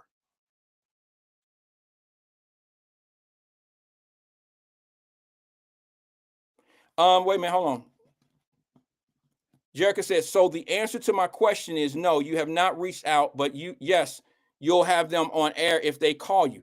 Well, yeah, if they call me, but I'm not, look, I'm a one-man program. I'm a one-man operation. I'm a one-man quite honestly, I have a career. I don't have time to be trying to set up interviews and all that stuff. But like I said, and I'll stand on my circle, I guarantee you, if I was sitting here smashing down on one of them, they would reach out. But it's kind of hard to reach out if you're saying something that's true and then they have to answer it. What did I ever say that was critical that may not have been true about any of them? I haven't said anything bad about any of them. I might talk about poor leadership in certain areas, but I've never brought up any issue that somebody could be like, boy.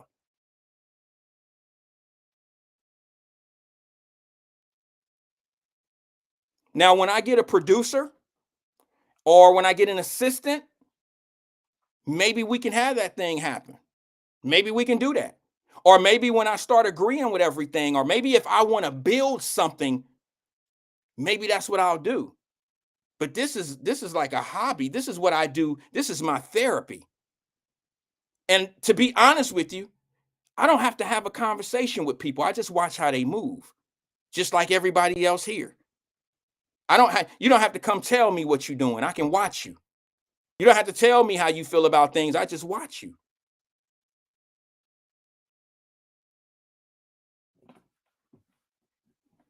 So I hope I answered the question. I don't see a lot of interviews going on. I don't see any value in them. That's just me. Quite honestly, I've had some people on the shows. I've talked to a lot of people, but at the same time, when it come down to continuously seeing the same behavior, do you ask your son or your daughter, why'd you do that? Why'd you do that? Why'd you do that? You do that every time. You do that all the time. Why'd you do that? At a certain point, you kind of expect what they're going to do. And that's kind of where I'm at in this space. I kind of expect what's going on. Let me get this last phone call, and I got to get out of here. I'm at the top of the hour. Good afternoon, caller. This is Wyatt. Who am I speaking with? Uh-oh. Caller, you there? Yeah, this CK. Can you hear me? CK, I can hear you now. Sorry about that, brother. What's going on? Oh my goodness, boy. I got sick as hell. You ain't tell me to stop. I didn't know that stuff will kill you. What? That faucet water, man. You ain't tell me it was bad like that, man. The what? The faucet water? Man, that stuff, I thought you couldn't drink the water overseas. I didn't know it stood for America too, sir. Oh, there's some dirty water here in America, brother. Oh my God, definitely sick. You hear me? Where did you drink bad water? Out my kitchen faucet. Out of where? Kitchen faucet. Of your own house? Oh my. And how long you been living there, bro? But I don't be drinking the faucet. I be drinking bottled water. I've been there 10 years, but You've been there 10 years and you just now realize you got bad water. No, I just ain't been drinking no, the way my bank account was set up, I had to start drinking that faucet water, right? Wait a minute, hold on. The way your bank account was set up. Hey, you know what I'm saying? I fell into you had to start drinking faucet water. I fell into a faucet water situation, sir. Okay, I think I can read between the lines. Okay, brother, I got you. You talk about death. I seen it. That faucet water did you that bad, bro? Man, Wyatt, don't never. I'm talking about tell everybody, every member in your family, don't never drink that stuff. I mean, filth, flooring filth. But we were raised on faucet water, brother. I don't understand how faucet water all of a sudden got, toxic. I think it's the same pipes from when we was raised. That's the problem. Oh, maybe so. You might have a point there. I don't know. Listen, sir, we need some smooth plastic pipes. Now stop using that lead rusted stuff. Yeah, okay. Well, yeah, that'll do it. Was the water brownish a little bit, or what? Why don't you put one of those water filters on your faucet? You think that'll help? I mean, I don't know. It should. What about boiling the water? Do that work? Yeah, it does. It works. You can survive. Huh? You say you can survive with the boiling water? Yeah, I think the boiling water is a good idea. But see, I probably if you can do all of that, I don't know. I ain't got time for all that type of shit, to be honest with you. But But you can't do a full fast on faucet water. If you're gonna fast, you got to do that on bottled water. You hear me? Mm-hmm. Do you put lemon in your water or anything? There it is. There it is. That's what I do. You put it in your bottled water though. Quite honestly, I'll be honest with you, CK. I'm not a big water drinker. But when I do drink water, unfortunately, I'm usually at like the gym or something. And I think I drink faucet water out of the water machine, not the water machine, but the water fountain. I drink fountain water from playing ball or whatever. The old school, you drink it like we did when we was kids? I still do, bro. But you got the little bottle thing. You can put your bottle right there, right? I don't really roll like that, man. I don't even take a bottle of water with me when I go to the gym. I just go. I take a towel. I take a towel in my bag, but I don't do all that. So you telling me after all these years, man, you still ain't messing with that water like that? You still ain't in love, totally in love with H2O? I don't drink a lot of water. I mean, I drink water. I drink water because if I drink a drink like you can't drink soda and do what I do. I mean, I'm running up and down the court. I'm lifting, I'm doing some things and you can cramp like that. So I don't really drink a lot of water anyway. So when I'm there, I just take sips of water from the water fountain so I can just stay hydrated. You know what I'm saying? I'm not there to just crash down on the water fountain and drink it till my stomach hurt. I don't do that, but yeah, I don't really do that. I would suggest that you drink bottled water. It sounds like your system is just sensitive to the water lines here. Oh yeah, no, I'm just giving a warning to the public, man. This is deadly. I'm not. Well, they just sold. You might have a point. Check it. For those that are laughing at you, CK, I'm Team CK. Here, let me back up CK what he's talking about. There might be some level of truth to what he's talking about, and the reason why I say that is this. I think the mayor of Cincinnati said we need to sell the railroad so we can fix the water lines because we have bad water in Cincinnati. So maybe CK should be the poster guy. Maybe you should be the spokesperson for that campaign over there and say, hey, yeah, this water is bad. It's horrible. And I'm glad y'all sold the railroad because now I can get better pipes in my house. And like you said, man, I seen the other side, man, with this water, and it made me appreciate the bottled water that much more. You know what I mean? Now I'm more of an advocate of the bottled water system, or the filter water system. You know what I mean? But I mean, it attacks your organs. I mean, whatever they got in that it felt.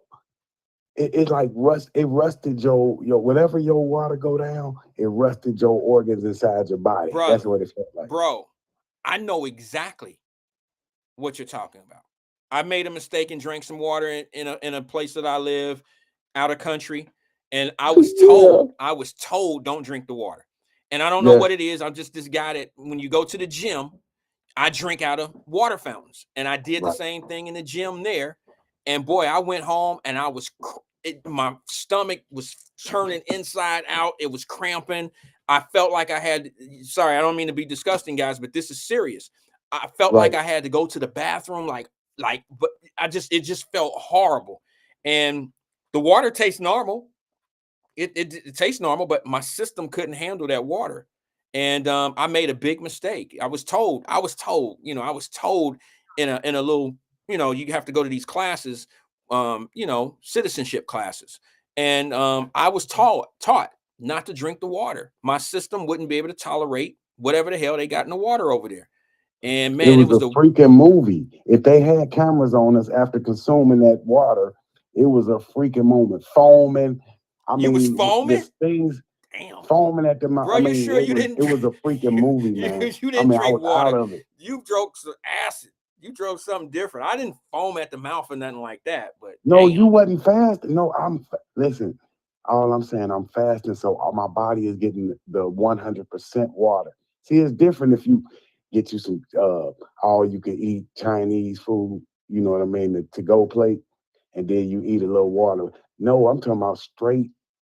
Oh, you were fasting, so you was dumping it down. Drinking water. You were dumping that water down, bro. You was drinking that water because that's all you had. You was just there it is, right there. You overdid it. Yeah, I could see that, bro. I was taking the water like Bruce Lee, not knowing. I thought it was Bruce Lee, but not knowing like it was Bruce bleach Lee, I was drinking. Bro. I'm like, this nigga drinking bleach. You had to be foaming at the mouth, all that. I mean, you didn't man.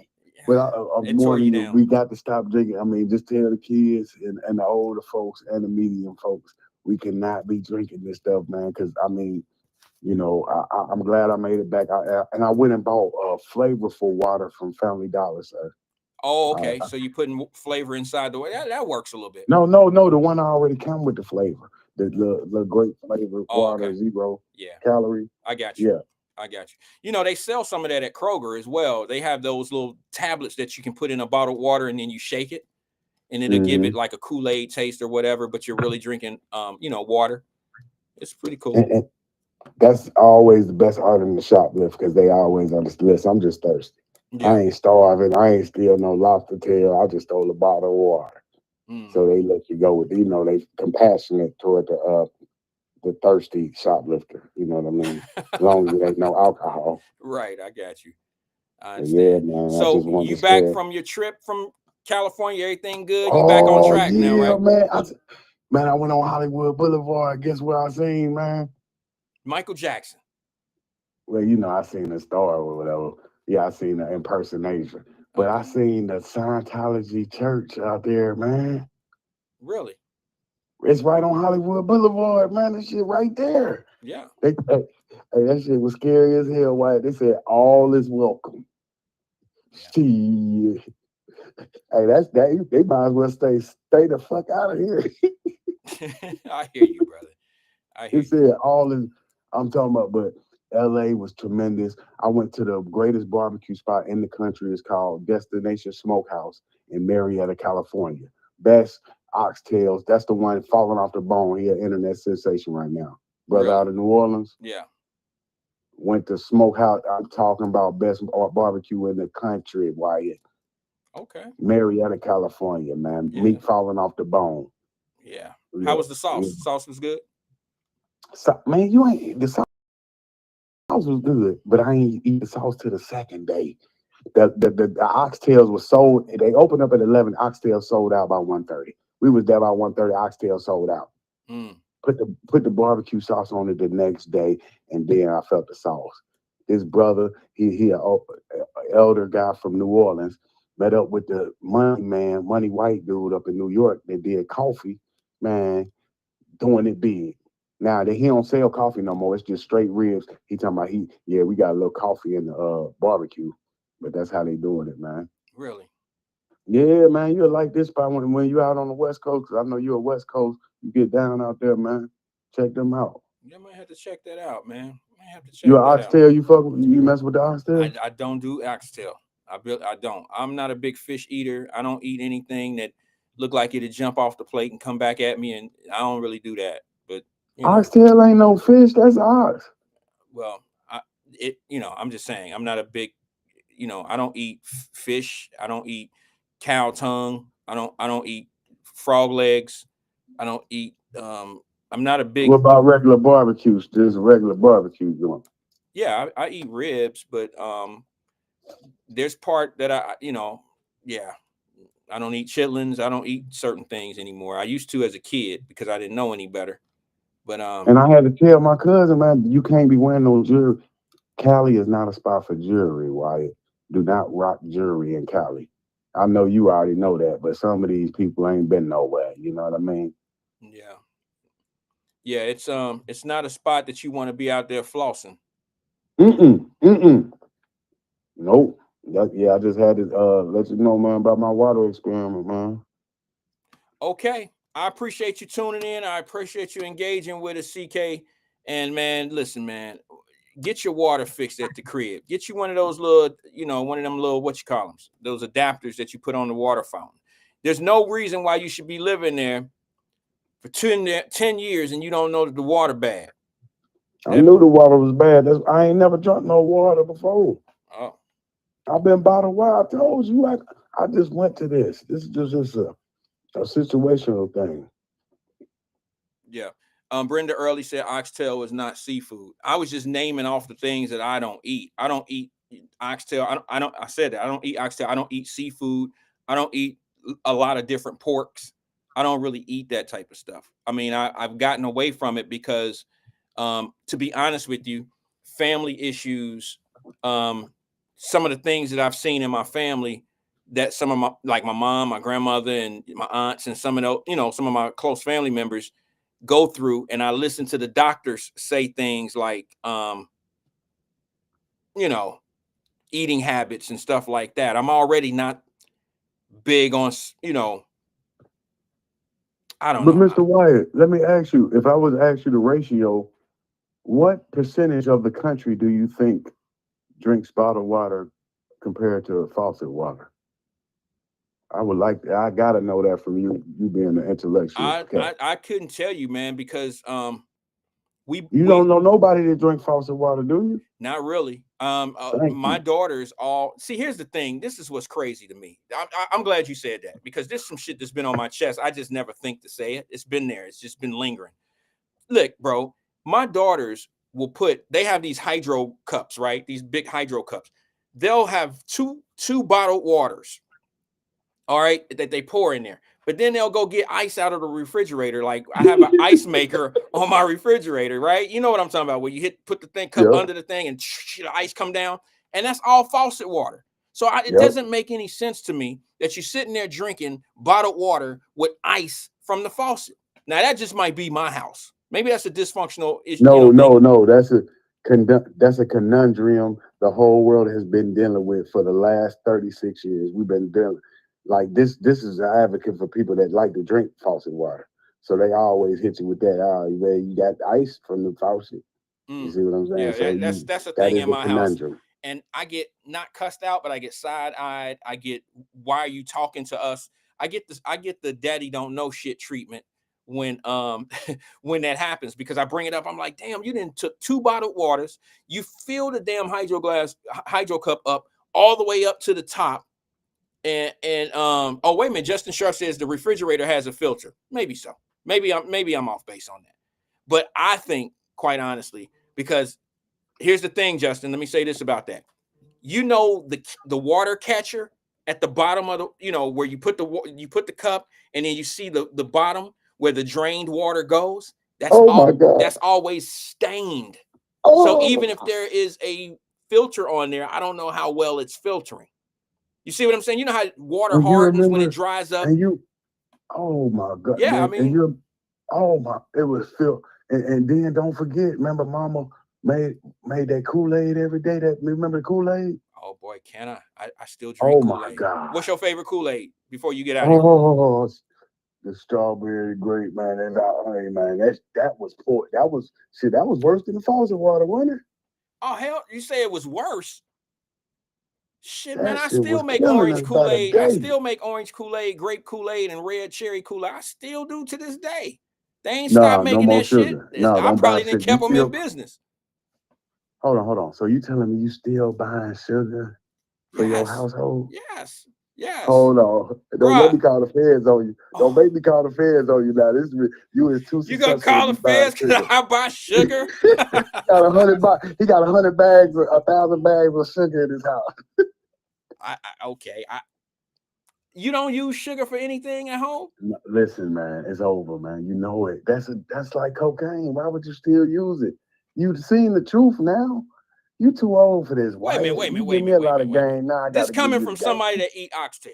Gonna sit back and tell me that sugar is so bad for me. I ain't got no business drinking anything or eating anything with sugar. I guarantee you, your ass damn near OD'd on sugar today. From what you did, are you still fasting right now? Yeah, no. So what did you eat today, CK? Ain't nothing. Ain't nothing. Okay. What's them little shredded wheat? When was the last time you had some wings? Like B-dubs or any type of wings that had some wing sauce? Man, I had some of the red wings yesterday. Just yesterday. Red wings from where? Yep. From the house, man. Dropped it in the hot fryer over my people's house. Okay. Well, if you go out to dinner or something, I mean, most barbecue sauces, most food that we eat today all has sugar, added to it. That's my point, sir. That's why you don't need to be buying sugar for your household, sir. It's already in the stuff. Let me write that down. Extra, you bringing in extra kilos of sugar for your kitchen, sir. I totally disagree with you, Mr. Wyatt. You got the sugar game turning into the dope game. Stop. Why you still buying that sugar? See, you was trained as a kid when you was making that Kool-Aid and you had them pounds of sugar in the cupboard and you still hooked on that shit. 5 pound sugar bags. Years later. 5 pound sugar bags. You're absolutely right. Costco. Yeah. All right, CK, I gotta go, bro. Thank you, brother. Thank you. I'll talk to you soon, man. Thanks for engaging. Make sure you call back one day. I'm gonna kick this sugar habit. CK, don't let me find out you buying Sweet and Low or some old goofy shit like that in place of sugar. It's pretty much just as bad. I remember one time as a little boy, my great-grandmother used to live in Stanley Road Tower. And in Stanley Road Tower, I remember, this is like the craziest shit in the world that I can remember this, because I don't know how old I was. I was very young. I had to be 6 or 7 years old. And one of the things about my great-grandmother is she was already old when I was young. You know what I'm saying? It was weird, but she was an older lady even when I was young.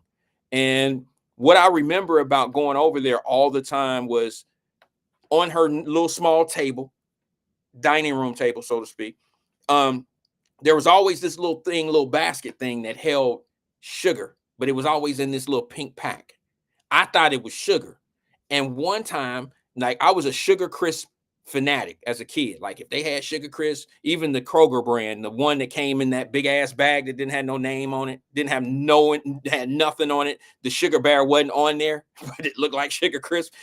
That's what we ate. And it would never have enough sugar on it. So I kind of snuck some of my great grandmother's sugar packs because she didn't want us to put sugar on it. These are good enough. Just take that's good enough. So my great grandmother moved away, walked away, and I snuck some of them pink packs of sugar.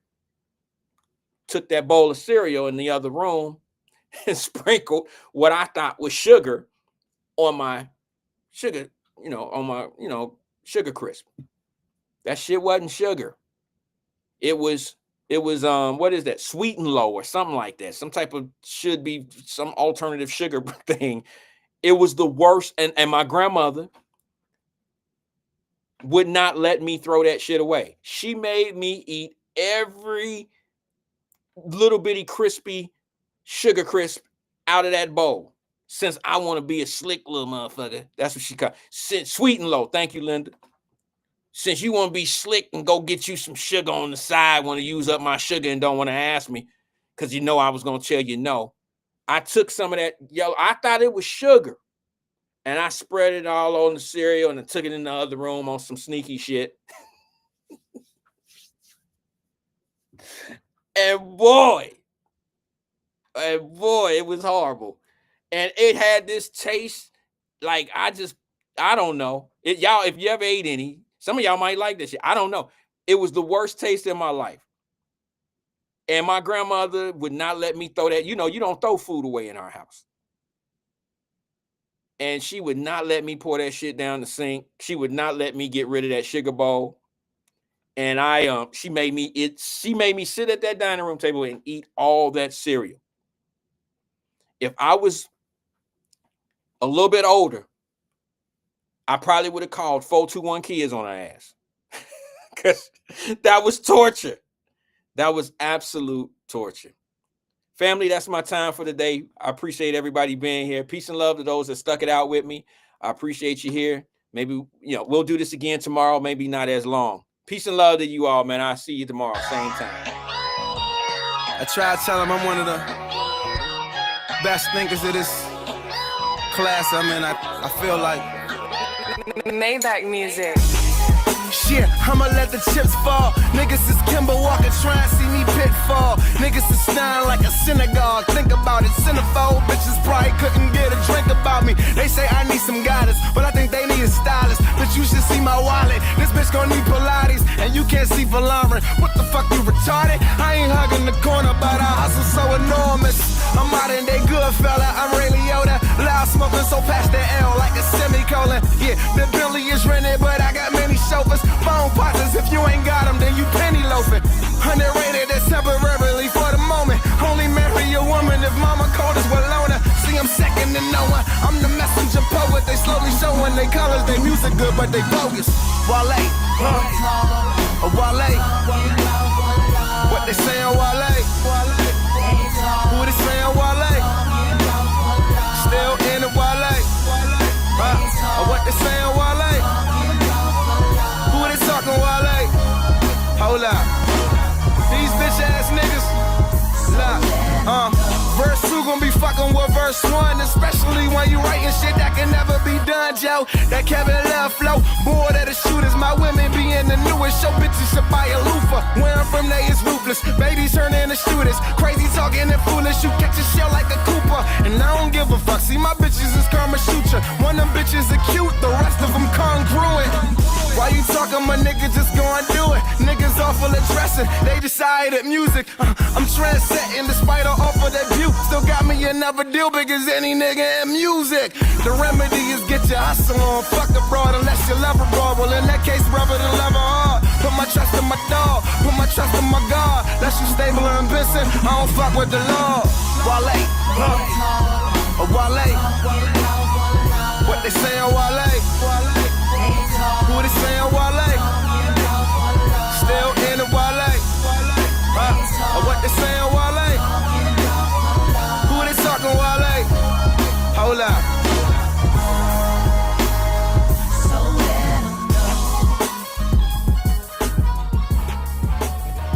Maybach music.